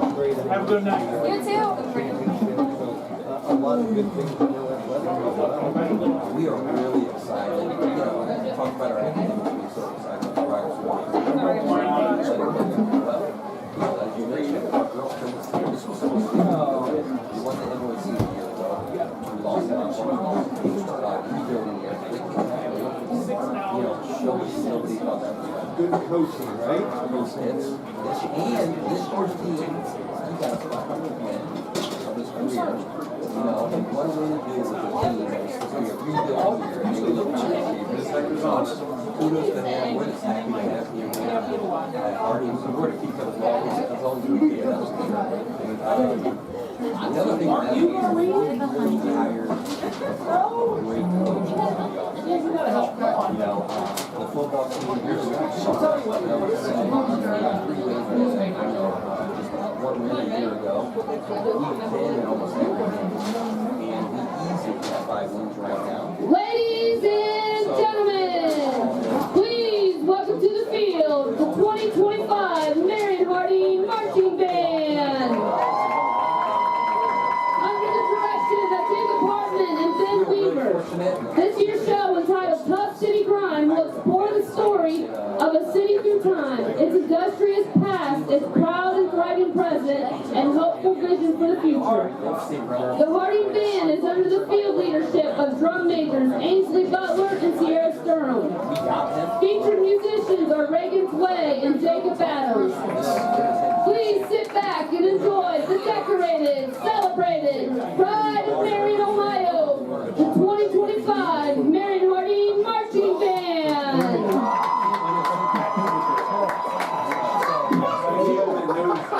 Basketball in Marion over the last 30, 40 years truly made that band. So obviously just a home one of those fans. And he has a lot of coaching abilities. That's my best friend. Those are great things. Chopping it up last night. Were you? Popcorn.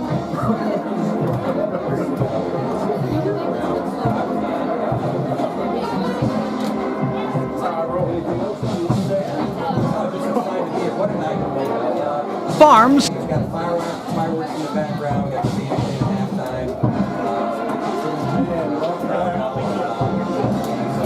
Halftime and Very high school. Surprise game going on. Party.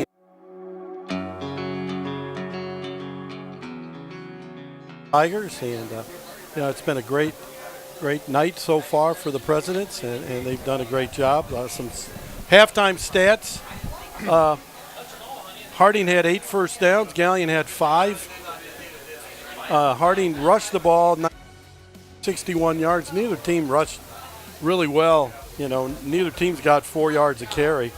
Galion ran it 18 times for 67 yards. Stuckman did most of that. Braxton Stuckman, he's got 57 yards on 10 carries. But they just haven't had the ball much. Yeah, that's been a lot of it, Tim. I mean, Aiden Schmidt's 3 for 7 throwing the ball for 51 yards and 2 TDs, both of them to Jacob Chambers, but he did throw a pick.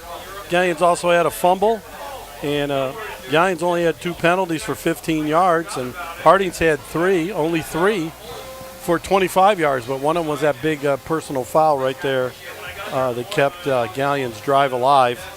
And but I've been very impressed with Jaden Jordan. He's just done a nice job of running the Harding offense. He's completed 9 of 12 passes for 146 yards and a touchdown, and just operated. He's made a couple of big runs on the quarterback draw, and he's just done a really nice job executing things. He did throw the 1 pick.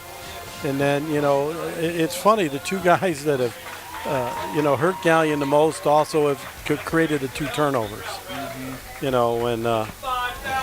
When Ray J. Scott Harbolt dropped the punt, and then Jordan threw the interception. But, Galion, I wonder if there's any paint left on the walls in the locker room over where Galion is dressing.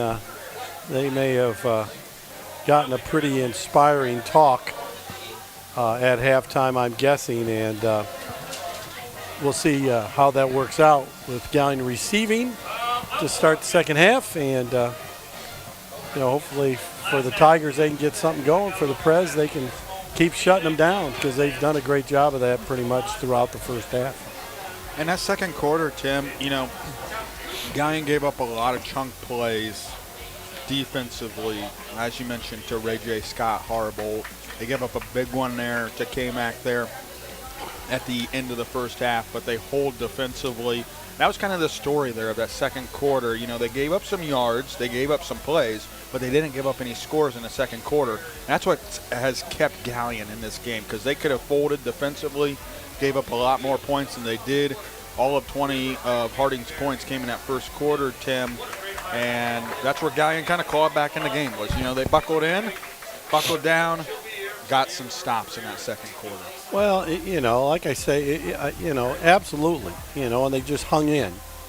But, again, they just, they couldn't find their way offensively. They couldn't find how they wanted to play. I mean, they tried a lot of outside runs early. Didn't work at all. They started running off tackle. They seemed to have a little bit of success. Stuckman got that going a little bit. So let's see if they'll continue that in the second half. But, Aiden Schmidt's been running around a lot, getting chased a lot. He hasn't, it seems like Jacob Chambers seems to be the only guy that's getting open.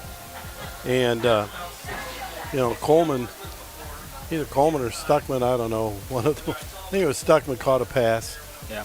And, but other than that, they just haven't looked very comfortable offensively at all. And, and Harding has. And that's where, you give credit to Galion's defense in that second quarter, but you really got to give credit to Harding's defense for the whole entire first half. They get dealt with a short field after the turnover there, but so did Galion's defense in that first quarter. But Harding's defense played tremendously there in that first half. They get a couple of turnovers. That's what gave them that 20-7 lead. And, how do they come out in the second half? You punched Galion in the mouth to start this game. Galion has kind of punched back a little bit, but this third quarter, those first 5 minutes, I think, are probably going to tell us a lot about how the rest of this game is going to go. Exactly. I know Coach Day at Ohio State talks about constantly I don't know if he calls There's it 8 minutes. the grade right? 8 yeah. or whatever he calls it, but it's the last 4 minutes, which obviously Galion won. Yep. And now they get the ball back to see if they can win the first 4 minutes of the second half. And if they can, the big question will be Harding. The first drive, Galion scored pretty easy. But Harding came back and matched it. I'm not sure they've been doing that all the time this year. It's kind of a mixed bag. Right? That's why they've been kind of that's why they're 3-5, because when things aren't going well, they struggle. Well, they didn't. They came right back and they scored and then took the lead. Well, now after playing that well, they could be down early in the third quarter and think, teams that have been struggling, they got to get over here we go again. Here we go again. We've had some other games where we've been all right, and then we, because I just remember this year looking at scores. And there's been a couple other games where I know, while I'm looking at scores during other games we're doing, Harding has had the lead. Harding has been ahead. And then things start going, the other team's way, and they kind of fall apart. Well, so far tonight, that hasn't happened. So that they're going to be just fine. All right, we'll come back with some halftime scores as well, Tim. But right now, it is Harding leading at halftime, 20-14 on top of Galion. We'll have second half action here on WBCO and the OH Reporter.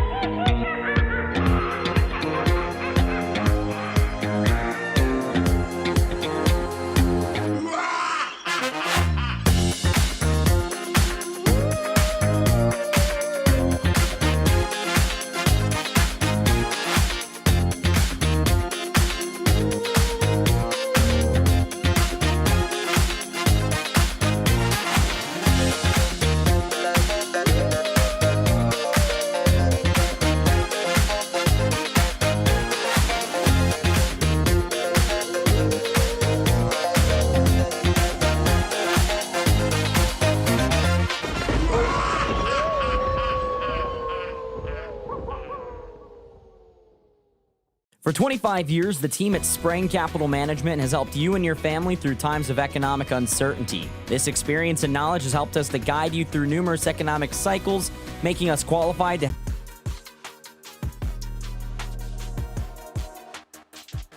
WBCO and the OH Report. Jared Moore alongside Tim Birie getting ready to start this second half here, Tim. some scores in the area.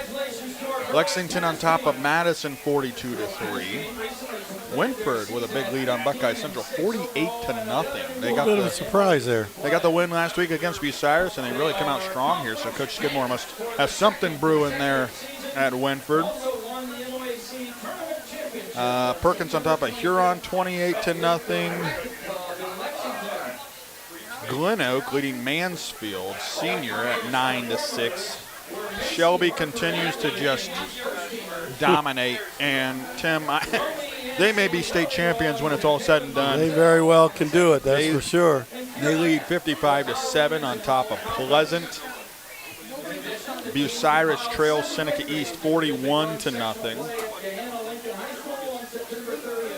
And here's the one that you're looking for. Fredericktown 27, Danville 12. Go Freds.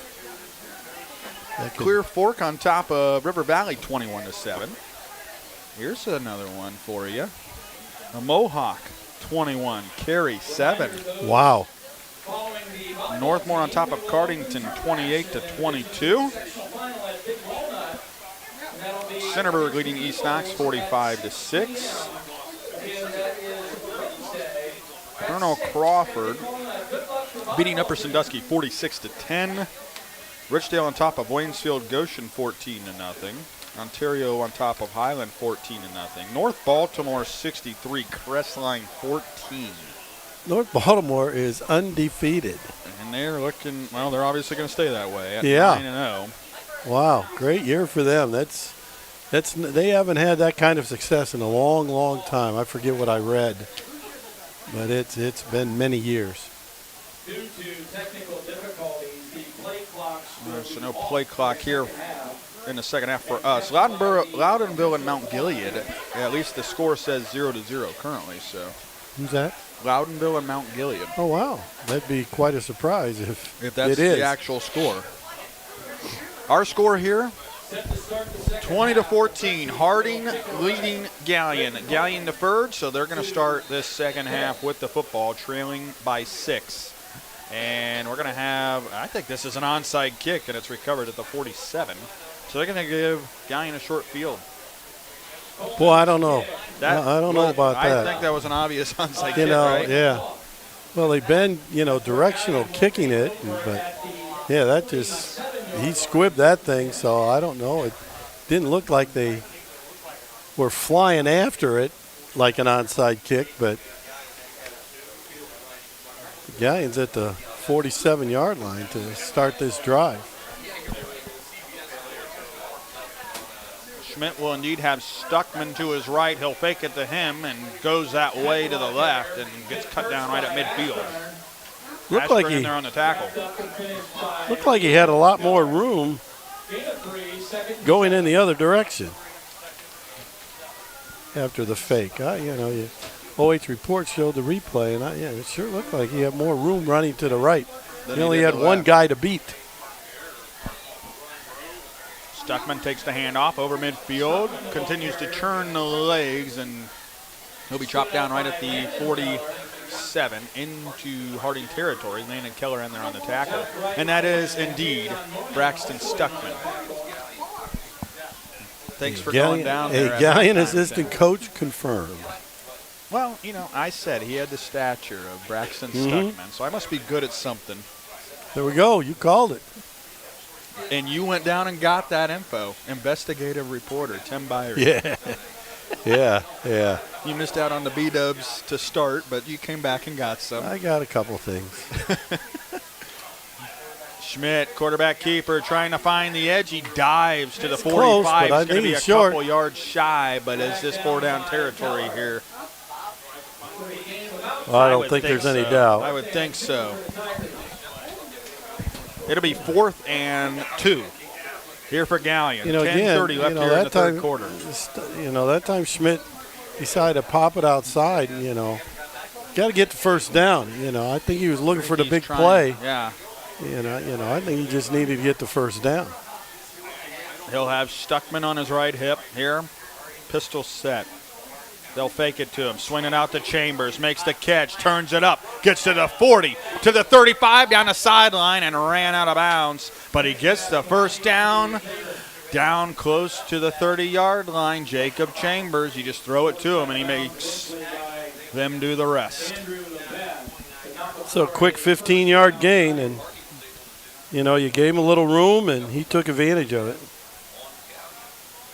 So a 1st and 10 here from the 30-yard line for the Tigers. They trail it by 6 with 10:06 to play here, third quarter. Stuckman to carry, but he's dropped for a loss by Xavion Ashburn. And this will be a loss of a couple of yards for Braxton Stuckman. Bring up 2nd down and 13. Yeah, good penetration and made a hit. Harding leading 20-14 as first drive here of the second half. Schmidt rolls to the right, on the run, throws it deep and incomplete, out of bounds. Intended for Jacob. He had him out there. He had a step on him, but well out of bounds there on the run by Schmidt. Just didn't really look comfortable that time throwing it. He just hasn't looked comfortable really all night. Threw the interception on the second drive, and seems like he's kind of had reservations ever since then. Yeah, he's only 4 for 9, and had the big pass to Chambers early. Yeah. For 31 first yards completion for the of touchdown. the game. But since then, he's really been held in check. It'll be Kane Hay to the left of Schmidt. They'll run trips to the right. One lone wide receiver wide to the left. Pressure coming. Schmidt back at midfield, now runs to the 40. Now he's going to take it himself down the left sideline, and he is tackled by the legs at the 29. Landon Keller did a nice job of tracking him down. He ran about 40 yards that time to gain 5. Harding only rushed 3 guys. They dropped 8 guys, and 2 out of the 3 basically came through untouched. So you had 5 guys to block 3. And, now it brings up, 4th and 9? 4th and 9, 4th and 10 almost. Got back to the original line of scrimmage, but like I said, he ran about 40 yards just to pick up those few. He's going to throw here on 4th down, over the head. Jamison Glue was open over the middle, but the Presidents hold here, and a turnover on downs. And they're going to have the ball at their own 30-yard line, 1st and 10. Looked like he had him if but he just threw it too high. I can no longer see the scoreboard. We got too many people in this press box. There's that, and there's a big pole in the way. I could see the only thing, and we could see the clock here, but now we can't. Now we can. 8:36 left here in the third quarter. 20-14, we do know the score at least. 1st and 10 here for Harding from their own 30-yard line. Keller goes in motion, and we have early motion. And is this offsides? I think it was, and it was Cameron Kuhlman who jumped offsides. And they were going to run looked like the linebacker blitz, and he just kind of snuck through the offensive line there. Tried to sneak back, but couldn't do it. And it'll be 1st and 5. So Harding gets the draw off sides, and that's the one thing.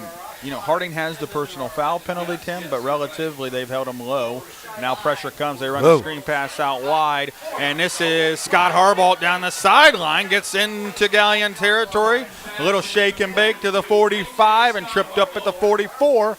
And Ray J. Scott Harbault with a screen catch on the bowl screen, and then turns it up and picks up a 1st down. And it looks like there might be a flag. As soon as I just said, they've kept the flags relatively low.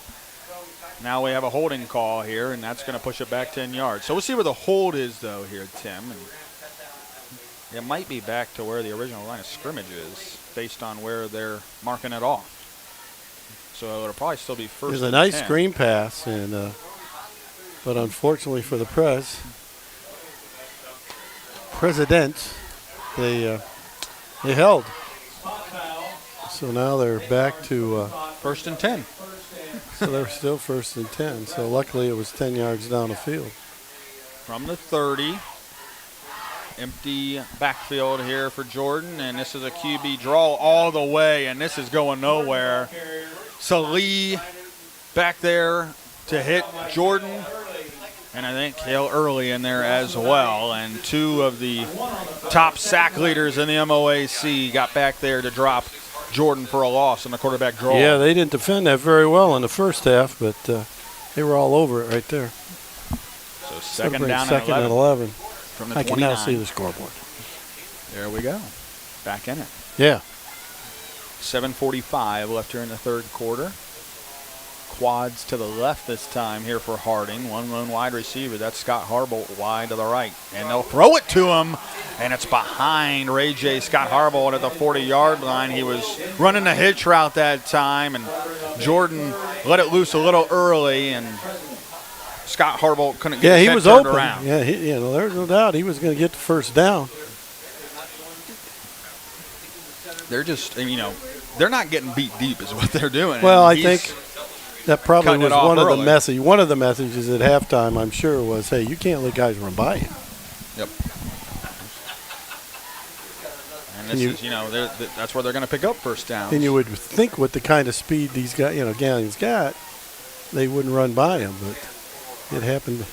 Ray J did it time and time again in the first half. They're going to run the toss. Simmers gets back to the line of scrimmage, but that's going to be about it. Surprising conservative call there. They only pick up a yard, and now they're going to have to punt. Yeah. I thought that, I'd just run Ray J down there and tell him to turn around at 10 yards. I mean, it's worked. He seems to be open every time they.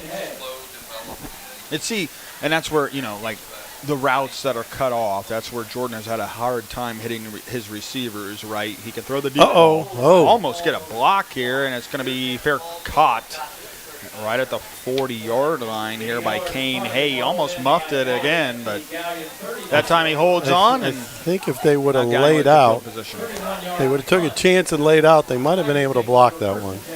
Probably kind of reserved, though, since that first half where they ran into the kicker. Yeah. Well, Harding did that. Yeah, because Galion's been a team that's blocked, obviously. We've said that earlier. They've blocked a lot of kicks in the past. So let's see if they can get their offense moving a little bit better. They got it going a little bit. The first drive got their first down, but then fiddled out. Screen. This is Stuckman. He'll be caught right away. That Harding defense read that beautifully. J.J. Starks in there to blow it up. No gain on the play. Gain of 1, 2nd and 9. Ladies and gentlemen, I've just been given tonight's 50-50. Just did a great job of, they had a guy in front of them, but they also had a linebacker out there defending it, so they read it real well and got to the football, held them to a 1-yard gain. Stuckman here to the right of Schmidt. He'll take it off the left tackle, and once again, nowhere to go. Stood up by Lucas Keller. Lucas Keller, the first one to meet him. Loss of 1 on the play. And no gain once again, and it's 3rd down and 10 here for the Tigers. Galion just doesn't have an answer for this defense right now. They are playing extremely aggressive. They are making tackles, and I said, Tim, they try to screen the first, on first down for nothing. They try to go back and run off tackle like that they've had some success with. And they only got 5 seconds. They need to snap the ball. And there's a whistle. No, they get it off just in time. Schmidt eludes defenders at first. Now rolls to the left. And he will not get past that second tier. And a loss of 1 back there. Schmidt dropped once again. It is immediate pressure. It's you look on the OH report again. It's immediate pressure every down. And Tim, let's go back to our keys. For Galion, it was control the game early. They didn't do it. No. Dominate the line of scrimmage. That's been done by Harding. Absolutely. Harding, match speed for speed. They've done it. They've done it. So that's why Harding's still leading. And They've won the turnover battle, been relatively low on the penalties, and now they're going to let this go. Simmers just lets it roll on the punt, and this will be down inside the 15, and you think he probably got a little nervous there considering they muffed a punt earlier in the game, and now this is going to pin Harding back deep. Yeah, they are on the 17-yard line. Got a fair catch that, right? I mean, well, especially on turf. Yes. So if you're on grass, maybe it doesn't roll as far or take that kind of bounce, but on turf, it's going to take a roll, and it does indeed here. And now they're going to have it at about the, 13-yard line here. Mm-hmm. First and 10, but Harding, both teams trading punts here to start this third quarter a couple of different times. 5-10 left here in the third. Harding leading 20-14. It'll be Keller taking the handoff and met immediately Cameron Kuhlman, the first one to hit him. I think he may have lost another yard. Yes, he did. Bring up second down and 11 here for Harding. Kuhlman once again. And Galion has done a better job controlling the defensive line. I think if you tell Coach Dick, and, the defensive coordinator and things that this, Landon Keller would have 10 yards rushing in about mid-third quarter, late third quarter, you think they'd be happy. Good? Yep. He'll go in motion. They'll fake it to him. They'll run the screen. Here's Ray J. Scott Harbolt. He will not slip through this tackle, and there's another flag on the play as well. They're going to call for holding again. Sam Evans matched him that time and brought him down. That's a block in the back. I'm assuming they're going to not take it. It'll be a loss of because they've already lost 3 yards. I mean, and this is going to be a half the distance.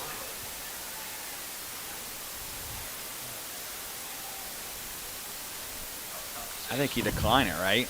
I would, but I'm not coaching. Really been stout for the past quarter and a half, Tim. Yeah. They already got it down to the 9. I think at best they get it, to the 5? Yeah. They may want to take the down. I think they're taking the penalty, right?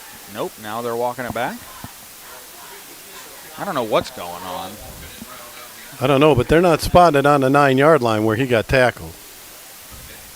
I don't think there was forward progress there either. So yeah, that's a bad spot. They're going to say no gain on the play. That is a bad spot. So now it's a 1-yard loss. Empty set here for Jordan to throw. On a slant route, it's caught at the 20.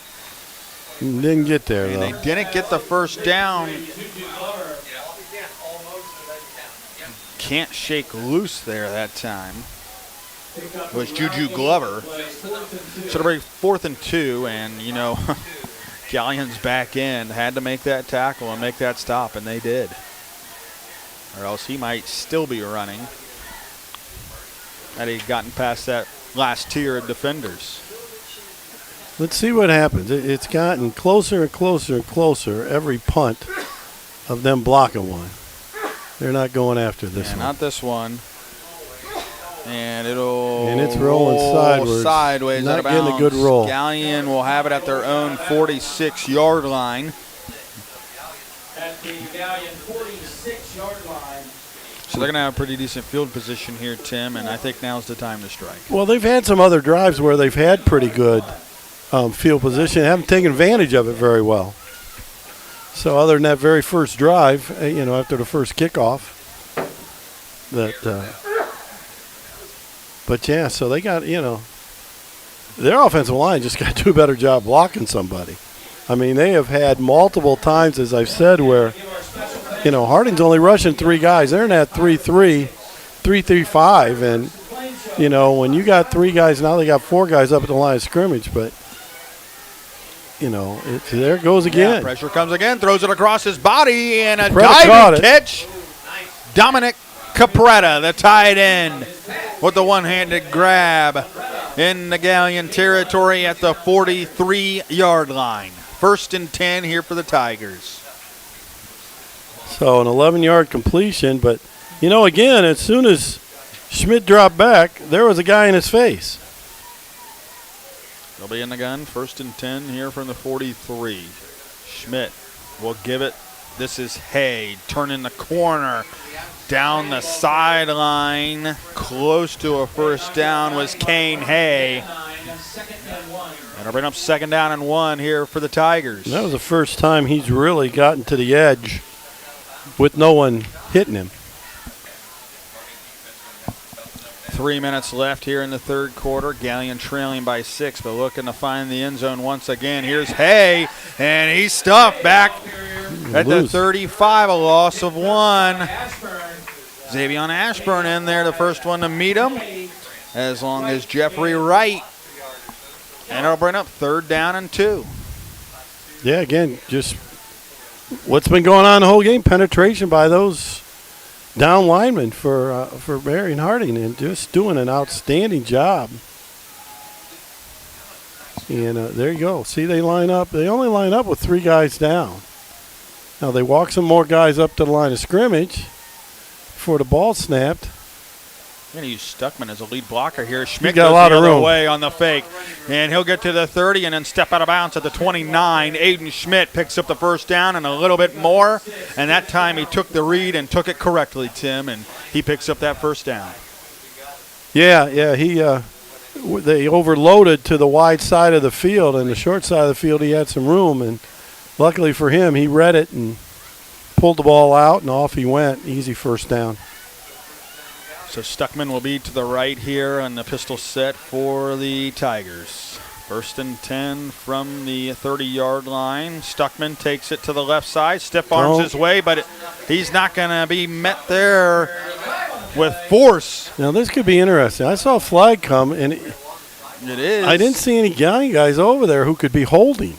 Is there a face mask by Stuckman? He looks like he had his hand. Did he put into the face mask is it there a of face Griffith. Mask on Galion? Yeah, looking at that replay, it looks like it's going to be against Galion. Yes, it is. And it will be. Yep. He grabbed a hold of it. And on that stiff arm, you know, things get risky, Tim, and once you grab a hold of that face mask. Well, that's a good call. I mean, because, you know, it's not called a lot. But, you know, is he only going to give him 5 yards because he's saying he's just pushing on it, or is he going to give him a 15-yard penalty and say it's personal foul? See, is this one day we'll figure out the actual penalty, you know. I just wish high school football. Get rid of. I just wish high school football, I'd say we're going to do everything the same as they do in college. Because I think it's always it's just a 5-yard. Yeah. So they move this back 5 yards. So that's kind of a break for Galion right now. Yep, still be. Is it? So it's must be from the spot. Still a first down. Then. Yeah. So they're replaying the down because it was a penalty.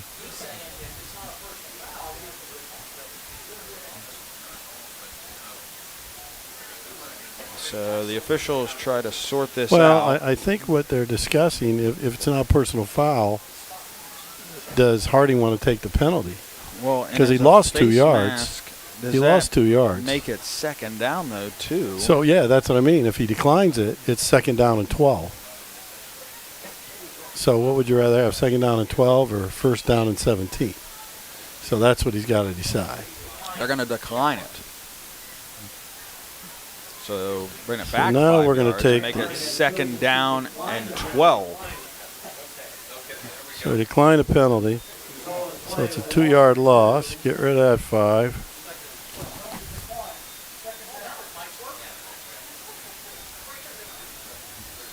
All right, here we go. So here we go. 2:07 left here, 3rd quarter. They'll fake the jet sweep. Schmidt rolls out to the right, and it's tipped up and incomplete as he was trying to find Hay out in the flat. He had Hay out in the flat. He had room. Could have turned that up. Jeffrey Wright knocks it down. Just got in the way, and, you know, Wright at 6'1", meets Schmidt at 5'9", and he's able to jump up and knock that one down. Guy's got to gain some yards right here to make it a makeable 4th down. Schmidt rolls to the right on the run. It's caught. It's not going to be enough for a first down. But it's enough to make close. it interesting on fourth down. Makes the catch at the 23. They have to get a gain to of the 9. 20, just past the 20 for a first down. It'll bring up fourth down and about 4 here from the 23. This is obviously 4-down territory here for the Tigers. And there is no play clock, so we can't see the time remaining. Got to really pay attention to the back judge here. Yeah, he puts his hand up. That means there's 5 seconds. And if you're Coach Dick, you want to save your timeouts, but I think he's going to take one right here. I think it's a good timeout. There's no reason to rush things or to mess with things. Make sure you know exactly what – this is huge. You know, it's fourth down on the 23.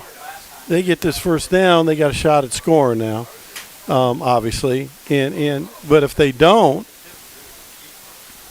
you know, they're on the 23-yard line. It's not like they're inside the 15 like they were the last time when Harding had the ball. So, you know, it's not terrible field position, but it's not really, really bad field position either. So let's see exactly what they're going to cook up. So is this where they run the throwback, Tim? Could be. You know, it's more of a play you want to run maybe on first or second down. But if Harding's dropping 8 like they have, you know, and they bring the pressure of 3, but then you also got to look out for Schmidt's legs. Well, you know, they got to what they got to do if they're going to do it, they got to put Capretta at tight end, but they got to put a couple of receivers outside to the left and run them across the field to get all those guys that are dropping, to get them chasing them, thinking that's where they're going. Well, they're not going to have a tight end. They're going to roll to the left on the run, and it's thrown behind the intended receiver and Jamison Glue, and it falls incomplete to the turf. And a turnover on downs, and Hardington's defense Well, as you see on the replay, he never gets his shoulders around. He tries to throw it across his body, and that's almost impossible to do. You know, I think he had Glue open, and he had time to get himself turned around and just throw it right into his chest. But like he has been all night, he just seems to be in a hurry. And you know, now their defense is going to have to step up and get it done again. I mean, they got a whole quarter. Yeah, 1:52 left here in the third. Trailing by 6, but, I mean, you really got to get a stop. Yeah. You can't go down 2 scores to start the fourth quarter. Tim. Not at all. So, Galion's defense has been stout here the past ball's out. Couple of drives. The ball is out. It was caught. And there's a fumble, and Galion will recover. Huge. Henry K-Mac makes the catch. It would have been about a 5-yard gain. And instead he fumbles it, and it was picked up by Kane Hay at the 25-yard line. He did a great job of getting it picked up. As you could see on the OH report, it was starting to roll out of bounds. And he was able to grab it before it got out of bounds. And the Tigers are back in business on the 25-yard line. What a turn of events. And they're right back to where they started. Here on the 25. It's Hay. He got the fumble recovery. He's not going to get outside. Playing if we can get up the field. Get outside, like Tim said. Ray J. Scott Harbolt in there once again on the tackle. He couldn't turn the edge. And Scott Harbolt with the tackle. 1-yard pickup there for Hay.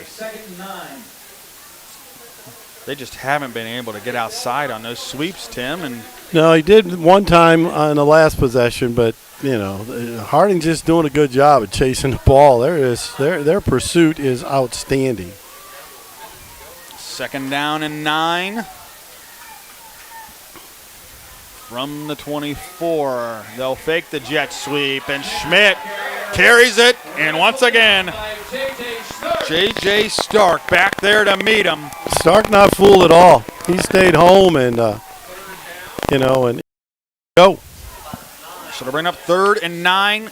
So no gain again. Gain on the play. 40 seconds remain here in the third quarter. Harding still leading 20-14.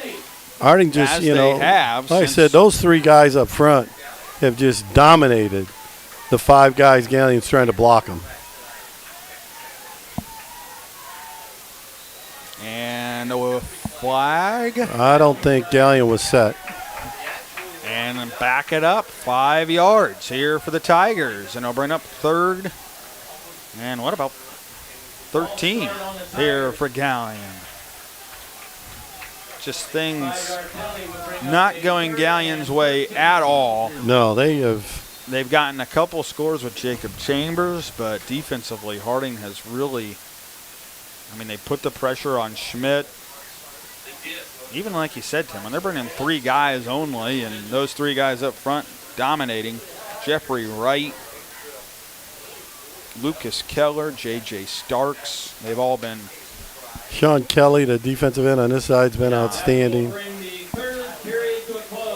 And Xavion Ashburn as well. And they've really played a great game so far defensively for Harding. Harding has the lead as we head to quarter number 4. Do we have an upset here tonight? It's Harding 20, Galion 14, fourth quarter. Coming up right after this. North Central.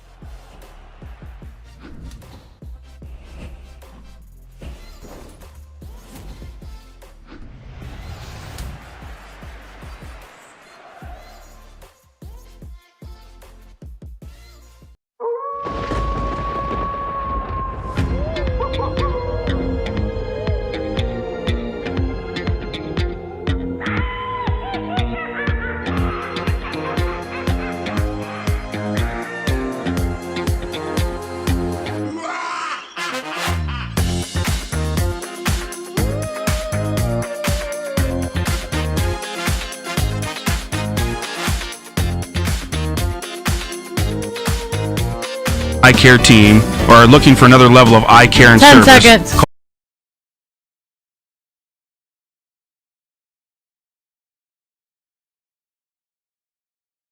You're live. We have an untimed down here to end the third quarter. Schmidt's going to chuck it into the end zone, up for grabs and incomplete. That was weird. So now it brings up fourth down, and that is the end of the third quarter. Let's keep it right here. Very odd because, I mean, they took. Was it a penalty? Yeah, but it was offensive. Yeah, it's still you can't end it on a penalty. Even if it's offensive? Yeah. So you take the penalty and okay.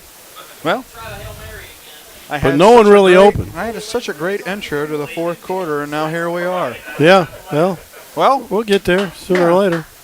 So, let's talk it over, Tim. Both defenses since that first quarter have settled in. And, Galion gets a score in the second quarter, the only score to make it 20-14. And what's looming large, Tim, is that extra point that was missed by Harding in that first half and that first touchdown. They missed the extra point. If they score a touchdown here, maybe it doesn't matter. But are you surprised they didn't go for 2 earlier in the game when they had the momentum? Yeah. And try to make it still. Well, yeah, it just matters what you think you got on 2-point conversion plays and stuff. But here we go. Let's see how many they're going to drop. Yep, start of the fourth quarter, fourth down and 13.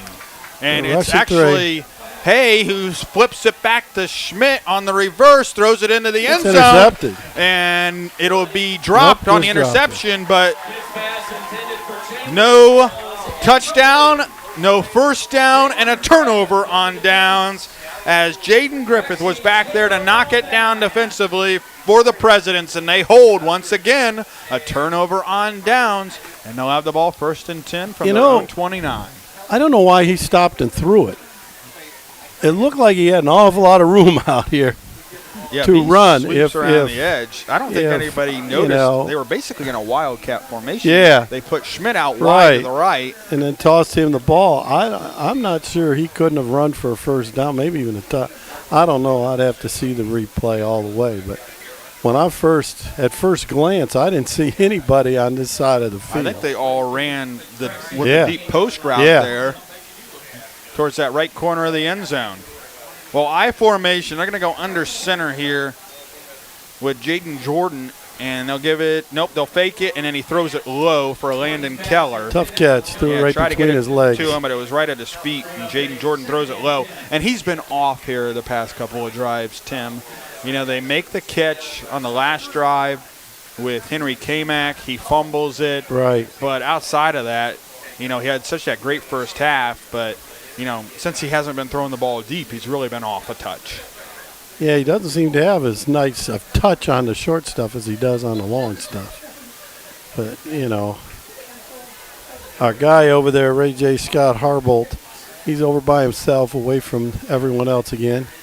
They throw it across the middle, and it's there high. It goes again. See, I mean, he's just Juju Glover over his head. And that was about a 5-yard pass, Tim. Right. That was about 3 yards high for Juju Glover. Yeah.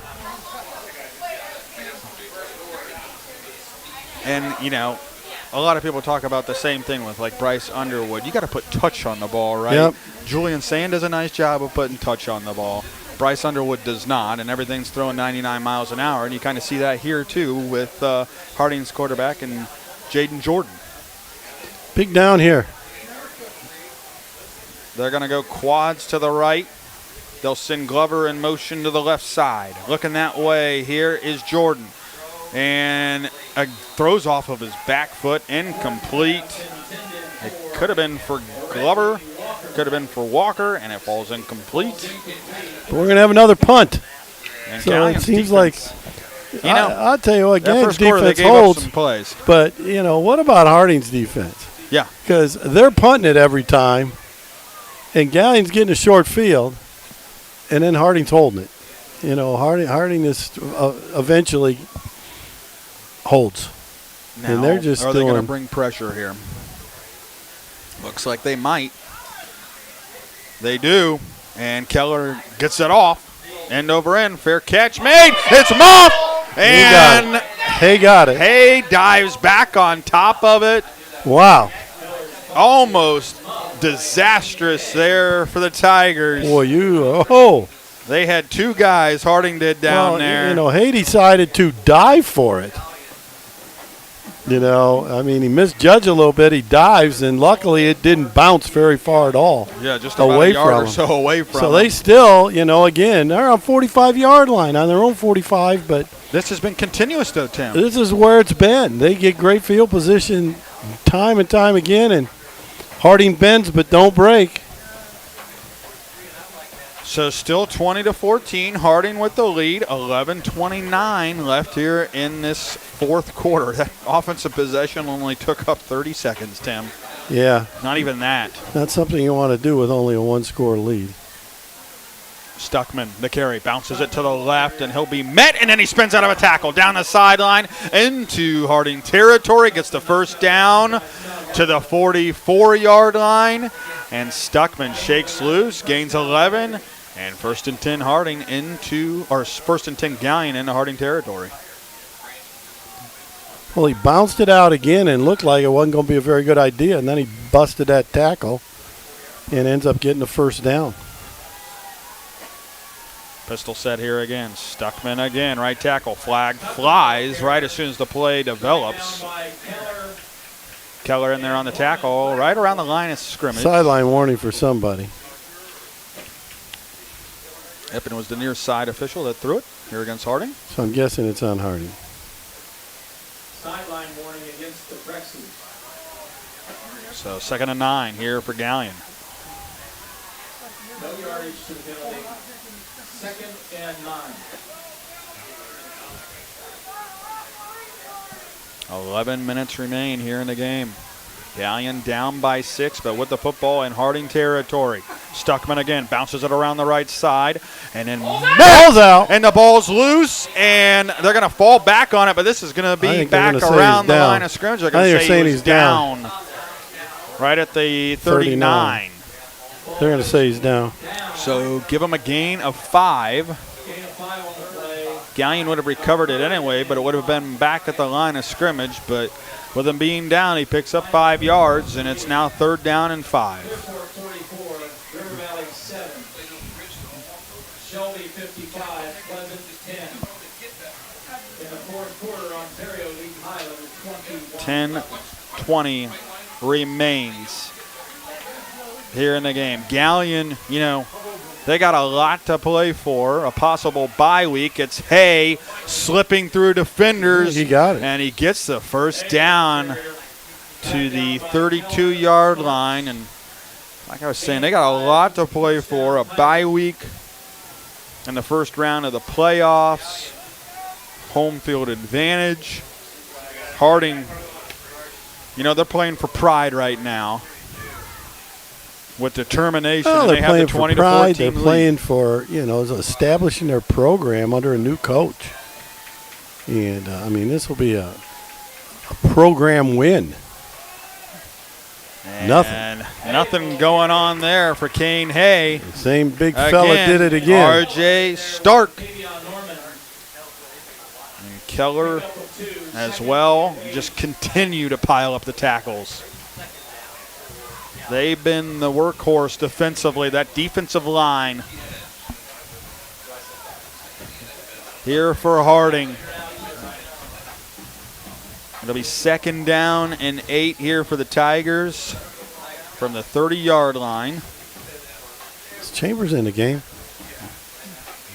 I don't think he is. I do not see him. I haven't seen him the whole possession.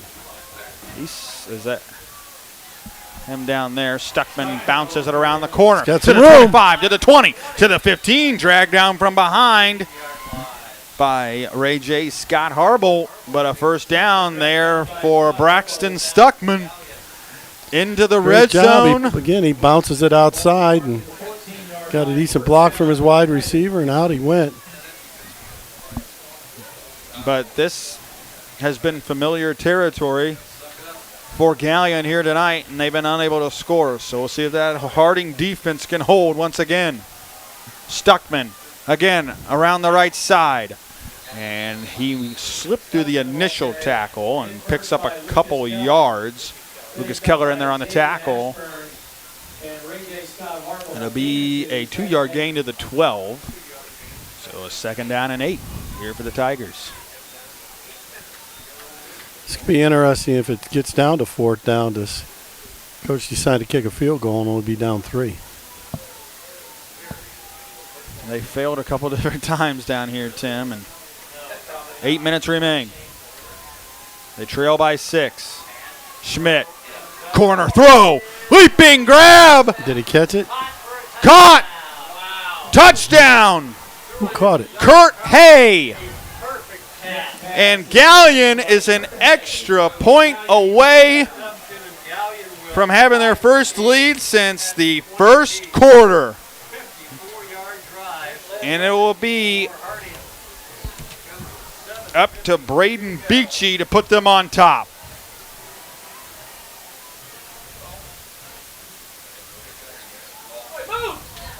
And early movement. Kick was blocked, but they blew the whistles ahead of that. And our first score of the second half ties the game at 20. And Beachy will be backed up, and typically that's no problem. But this same thing happened on the first touchdown for Harding, and they missed the extra point, Tim. So Beachy will be back in there.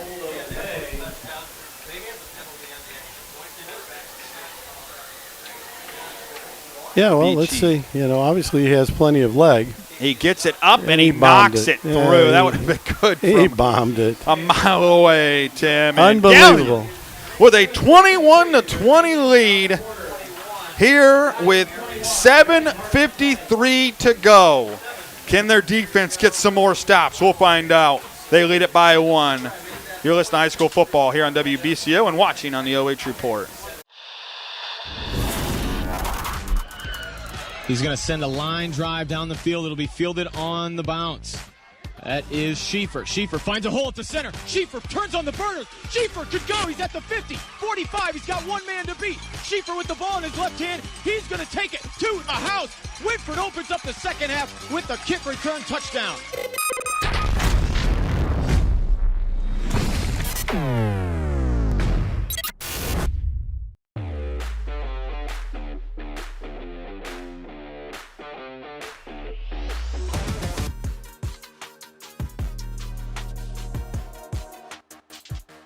round.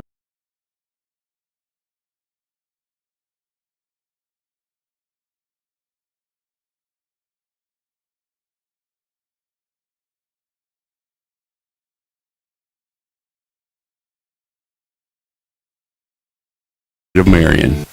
Back here on WBCO in the OH report, Galion with their first lead since 7:10 left in the first quarter. Or excuse me, since 5:21 left in the first quarter. Beachy, a squib kick, fielded at the 30. Up to the 35 is where Harding will go. They don't kick it deep. And Marcus McGarry, another return to the 35. And Harding hasn't scored since there was 34 seconds left in the first quarter, Tim, when Jaden Jordan ran it in from 15 yards out. And in fact, they really haven't. I mean, they got close at the end of the first half. But yeah, they moved it down there nicely and then threw the interception. Well since that first quarter. But yeah, they haven't done a whole lot. 7:47 to go. They'll have it 1st and 10 from their own 35-yard line. Galion leading 21-20. They're going to try to run it, and that's a bad decision again. Simmers the carry, and Salih the tackle for loss once again. And it'll be to the 33, a loss of 2, 2nd down and 12. They've lost their momentum offensively, Tim. They haven't had that tempo since that first quarter not either. all. And Ray J. Scott Harbolt has been held in check since that first quarter as well. They'll be lined up. They'll do 2 to the right side, 3 to the left. Pressure coming. He throws it across the middle. It's caught. Close to a first down here. That was Theo Collins. And does he have enough for the first down? They're going to have it right at the line. That might be a very generous. Nope, he put his butt down right there, and it should be a first down, and it is. Who caught that? Theo Collins. What number is he? Number 14. It's his first catch. That's a big one. And that's the first throw that we've seen from Jordan that's been, what's their first down? Medium route. That's our first down this half. Yeah. Probably since the first quarter almost, too. They're going to run it again, and ran into a wall once again was Landon Keller. Longwell back there again, no gain. Coach Wessler is trying to work some clock now a little bit, but the difference is they're behind, so they can't work it too much. Yep. I mean, there's a potential field goal. I think Coleman has the leg for Harding. He's had plenty of distance on his extra points, but you got to get it down there, too. Yeah. And the run game has been non-existent pretty much all night. Keller goes in motion. He'll go into the backfield next to Jordan to throw. Salih. He slips out of that one, throws it out in the flat. It's caught, and down the sideline to the 45, tripped up, is Jeffrey Wright. He's close to another first down. Longwell with the tackle before he could get the first down, but it's going to be 3rd and 1, a gain of 9. But here's where they haven't had that run game. They're going to go I formation, and under center here is Jordan. They give it. This is Simmers. Simmers stopped initially, breaks a tackle, gets the first down. Maddox Simmers was stopped for a loss. Longwell had him in his grasp. He gets through the initial tackle, gains 3 yards, and gets the first down for the Presidents. Big first down there. So 1st and 10 from the 43. Jordan in the gun with Keller to his left, to his right. They'll give it to him, and this time he does penetrate up the middle. Gets over the 40 and tripped up at the 38. They slipped that tackle on the 3rd down play, and now they find a little bit of momentum in the run game. It's 2nd down and 5. Now they're going to go tempo once again. They get set.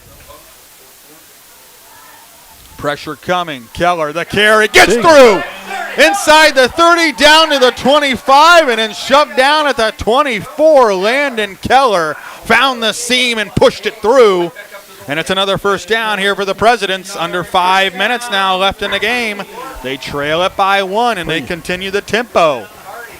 He's up to. Yep, give it to Keller again. He gets to the 20. He'll pick up another 4 yards here.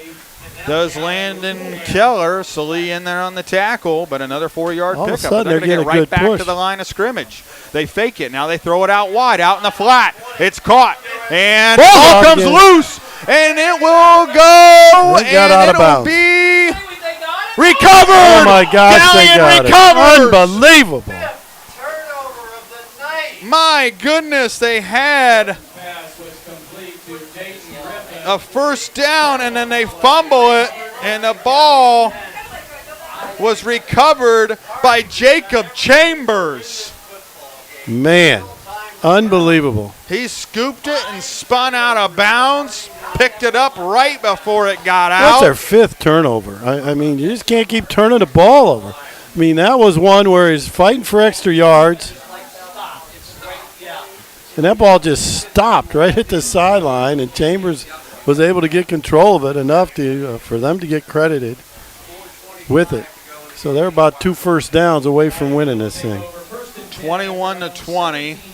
Does Harding still have all 3 of their timeouts? I Galion believe so. has 2. Galion with a 1-point advantage.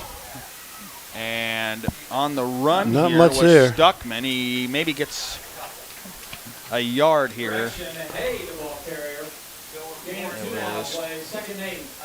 Kane Hay on the carry that time for a yard gain.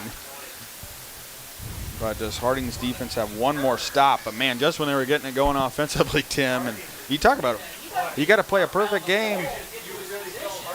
3:55 to go. In the gun, Schmidt fakes it, throws it out wide. It's Chambers with the catch. Do they make the tackle? Yes, they do. They do. At the 15, it's Alex Prater with a one-on-one tackle. Actually, that was Andrew Levette on the tackle. And Levette with a nice one-on-one tackle there, and a timeout here by the Presidents. It'll bring up 3rd and 8. Or no, there's no timeout. Clock continues to roll here with 3:20 left in the game. 3rd down and 8.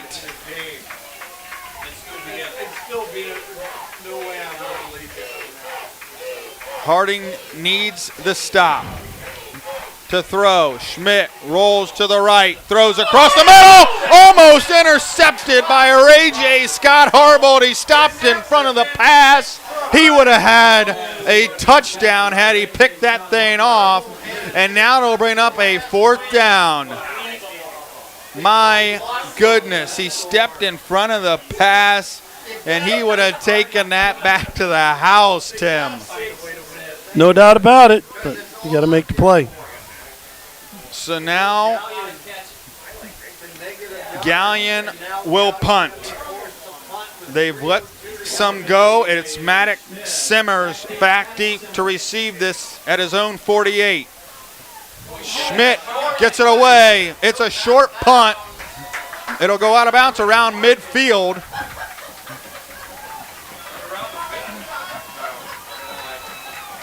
Ref dropped his flag. Hopefully he doesn't have to call a penalty. You couldn't imagine what it could be, but it's short going to be field. right at midfield here for Harding with 2:56 to go. They trail by 1. Galion leading 21-20. And Tim, I don't know if you expected this here tonight, but we have the game of the year so far. Yeah, this has been a good one, and certainly a little unexpected, but like we said, I mean, Harding is more than capable of playing this way. Yeah, it's been a mixed bag. We talked just about really it. They have been the impressed athletes with their up front guys. Very impressive effort tonight. So here we go, 2:56 to go, 50 yards to go here for Harding. 1st and 10 from midfield. Quarterback draw. Jordan dives forward. Dropped the ball again. It's picked up. He's and gone down this the middle time. of the field. Here is Camden Coleman, and he's going to take it to the house. 6 turnovers tonight. A 50-yard fumble return. Camden Coleman. Unbelievable. To the house. You know, and again, fighting for extra yardage. He's fighting for extra yardage, and the ball comes out. And again, they pick it up, and off they go. 6 turnovers here for Harding. There is a flag on the field.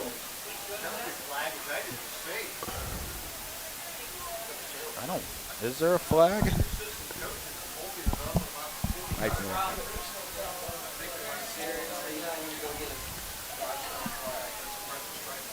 I think he dropped the flag, Tim. I think that's the same guy that dropped it already once.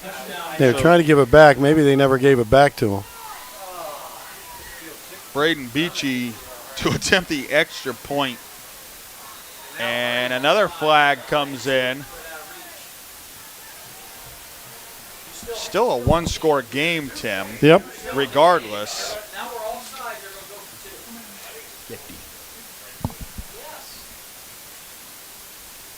Flag on the play.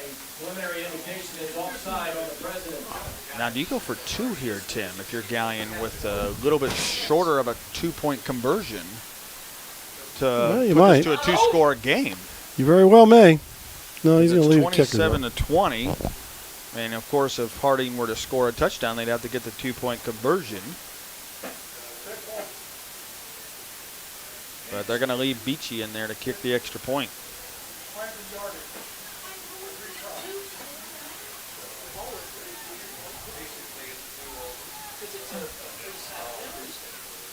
So the extra point once again, and this time he does indeed again knock it through.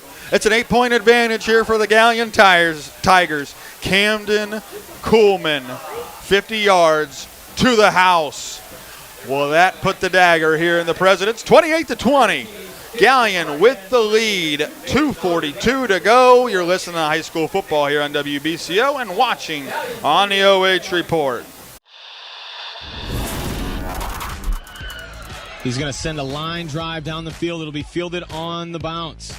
That is Schieffer. Schieffer finds a hole at the center. Schieffer turns on the burners. Schieffer could go. He's at the 50, 45. He's got one man to beat. Schieffer with the ball in his left hand. He's going to take it to the house. Winford opens up the second half with a kick return touchdown.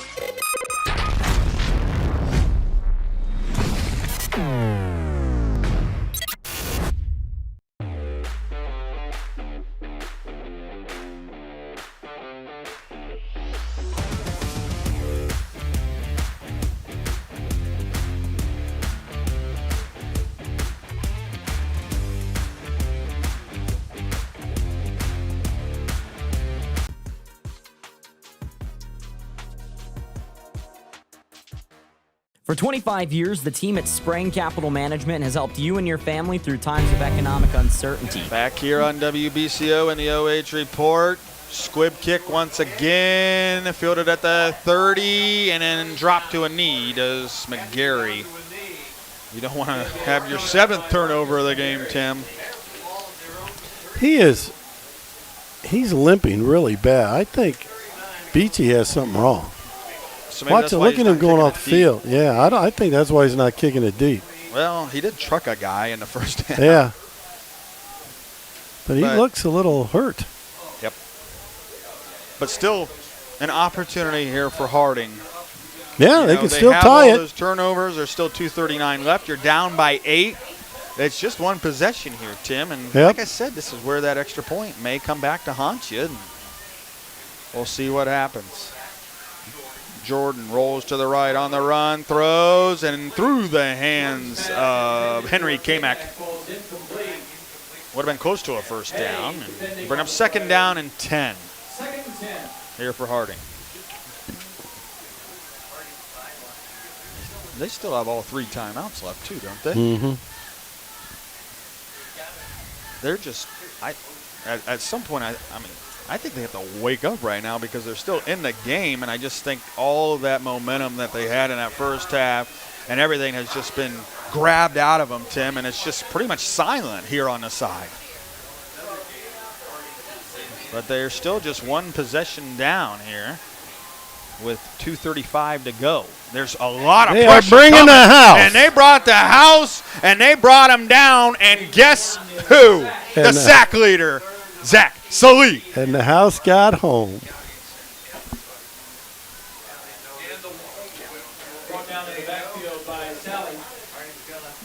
And Harding will let the clock roll here to bring up 3rd down.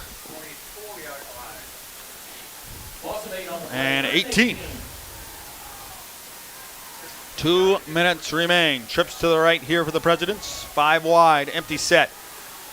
Keller goes in motion here to the left side of Jordan. They fake the handoff to him. They throw it over the top. And that's great. And it's Ray J. Scott Harvold again. He makes the catch and turns it up. Gets to the 30. Still well shy, but it's 4th down here in about 12.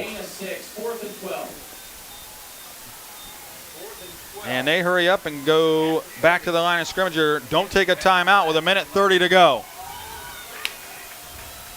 K-Mac in motion to the right side. Quads that way. Jordan to throw. Long, there's nobody there. And incomplete. And a turnover on downs. A little miscommunication there. He must have thought Ray J was going deep. But Ray J pulled up, and he was open. I mean, he could have hit him for the 1st down. But he threw it over the top. It's incomplete.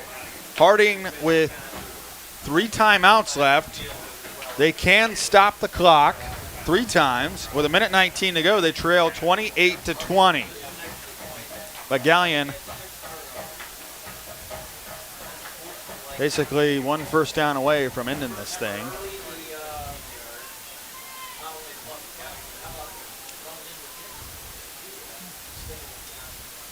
Schmidt hands it off to Stuckman, bounces off tacklers, works his way to the 25 and spun to the 24. And Coach Wessler takes a timeout. Gain of 5 here to bring up 2nd down and 5. And, you know, Tim, you talk about it, they basically led the entire game, and then all of a sudden Galion comes back and scores with almost 8 minutes to go to take the lead, and then Harding comes right back down, and they're about to score, and then they fumble it again, and Bottom line, that just shocked the side here of Marion Harding. Bottom line, they got 6 turnovers. Yeah. You know, they're losing the game because they've turned the ball over 6 times. I mean, they probably came in, coach talked to them. I mean, they've got 4 penalties, so they've limited the penalties. They got 1 personal foul, and you know who knows what that was for. Kept a drive alive, but you know they got 4 penalties for right now 35 yards, and but they turn the ball over 6 times. I mean, they have fumbled the ball 4 times. You can't fumble the ball 4 times and win a game. It'll be 2nd and 5 here for the Tigers with 1:12 to go. Stuckman again plows his way ahead, close to a 1st down to the 20. With 1 minute left. Do they give him enough? And it is a 1st down. And that will do it. So, and they can take 2 more timeouts, but after that 1st down, that finishes them off. So 28-20, and Galion will run the clock out. And, you know, if you're Coach Dick, you're really fortunate here. I mean, your defense was stout since that 1st quarter, but turnovers for Marion Harding, you said it, Tim. That cost them the game. Yeah, I call these games like a trip to the dentist for a root canal. But Galion will survive. And your final score is Galion 28, Marion Harding 20. Galion will move to 8-1 on the season, and Harding falls to 3-6. Stay tuned. We'll come back here with our players of the game and our MVP here on the OH Report. 28-20, your final. Galion over Harding. You're listening to the Lewis Family McDonald's of Bucyrus and Galion Game of the Week here on WBCO and watching on the OH Report.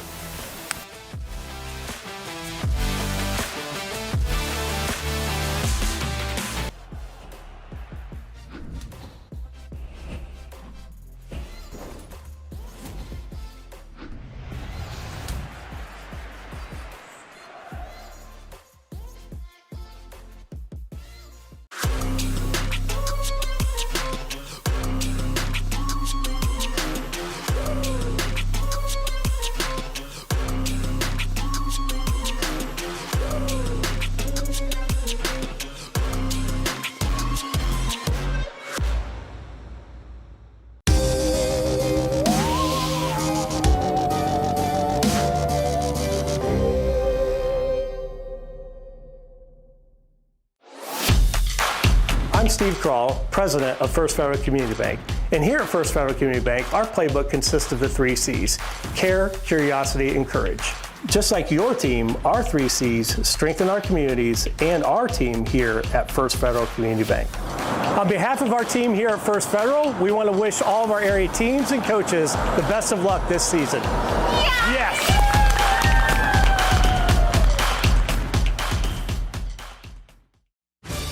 Welcome to Marion County Now, the heartbeat of our neighborhood, the fountain of our news. We're local, we're pertinent, and we're all about you.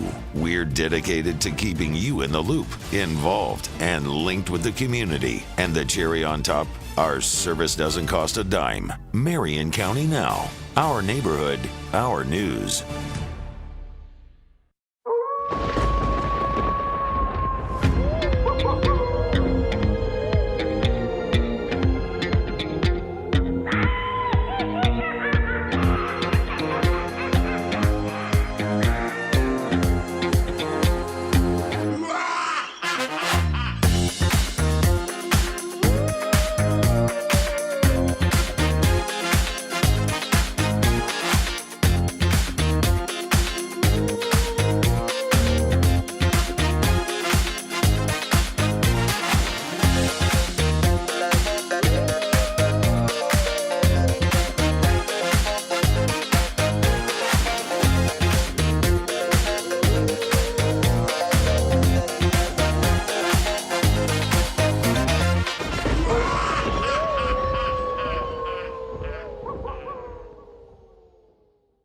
For 25 years, the team at Spreng Capital Management has helped you and your family through times of economic uncertainty. This experience and knowledge has helped us to guide you through numerous economic cycles, making us qualified to help you through the economic turmoil of today. When reviewing... Back here on WBCO and the OH Report, Galion winners tonight over Harding in dramatic fashion, I must say, Tim. You know, they take the lead with 7:53 to go on a Kurt Hay 12-yard touchdown catch, a diving catch in the corner of the end zone to put them up 21-20. And then Camden Coolman took a fumble return 50 yards to the house to make it 28-20, and that would end the Presidents' run here tonight as they had that lead early at 20-7, but Galion, you know, they kept clawing back into the game, make it 20-14, and then finally they get the knockout punch there at the end to make it 28-20. And, you know, a lot of credit to both teams, but you could say the story here tonight was Harding's 6 turnovers. Yeah, there's no doubt. I mean, they turn the ball over 6 times. If they don't turn the ball over 6 times, they win. You know, they actually played better than Galion did. You know, you give Galion credit because they were having a bad night, couldn't seem to get any kind of thing going on either side of the ball at times, and yet, you know, they stayed in the game. And then they finally took advantage of, especially the last 2 turnovers, to win the game. And sometimes you got to win one. You got to win a game like that where you really don't necessarily deserve it, or you should have won, or any of that kind of thing. But they did exactly what they needed to do to win the game. And you know, Tim, it doesn't matter what the score is. The computer gives you the same amount of points. That's exactly what I was going to say. You know what? When people go to look at Joe Idle tonight and they see that Galion is still top 4 in their region, in Division IV. They got a win over a Division II team here tonight. They're going to move up in the standings. And it doesn't matter what the score is. It doesn't matter how many turnovers Harding had. You didn't play your best tonight, but you still come out with a win. Yeah, and, that's ultimately what it's all about. As you said, they're supposed to end up with a win. They're going to end up with a win, and looks like our player of the game is on his way up. So, want to get the stats real quick? Yep, go ahead. All right. For Marion Harding, they finished with 11 first downs. They ran the ball 30 times, but only for 81 yards. Jordan threw the ball 27 times, completed 17 for 199 yards, but he also threw a couple interceptions. They ended the game with 6 turnovers, which included 4 fumbles and 2 interceptions. Only had 4 penalties for 35 yards. For the Tigers of Galion, they ended up with 12 first downs. They ran the ball 40 times for 148 yards. We're 9-19 throwing it. He threw 1 interception, Hayden did, but he did throw 3 touchdown passes. Galion had a turnover, had a fumble, and an interception, and they ended up with 4 penalties for 25 yards. All right, Tim. Thanks for that. And I guess you're going to need my headset probably as soon as so keep it our on. guy gets up here. I saw him coming this way. So. Yep, we'll go ahead and give that out here on WBCO, our McDonald's player of the game, Camden Kuhlman, with a 50-yard fumble return to seal the deal. And we have Camden with us now. Just a 50-yard fumble return. Here, Camden. Hey, good game, man.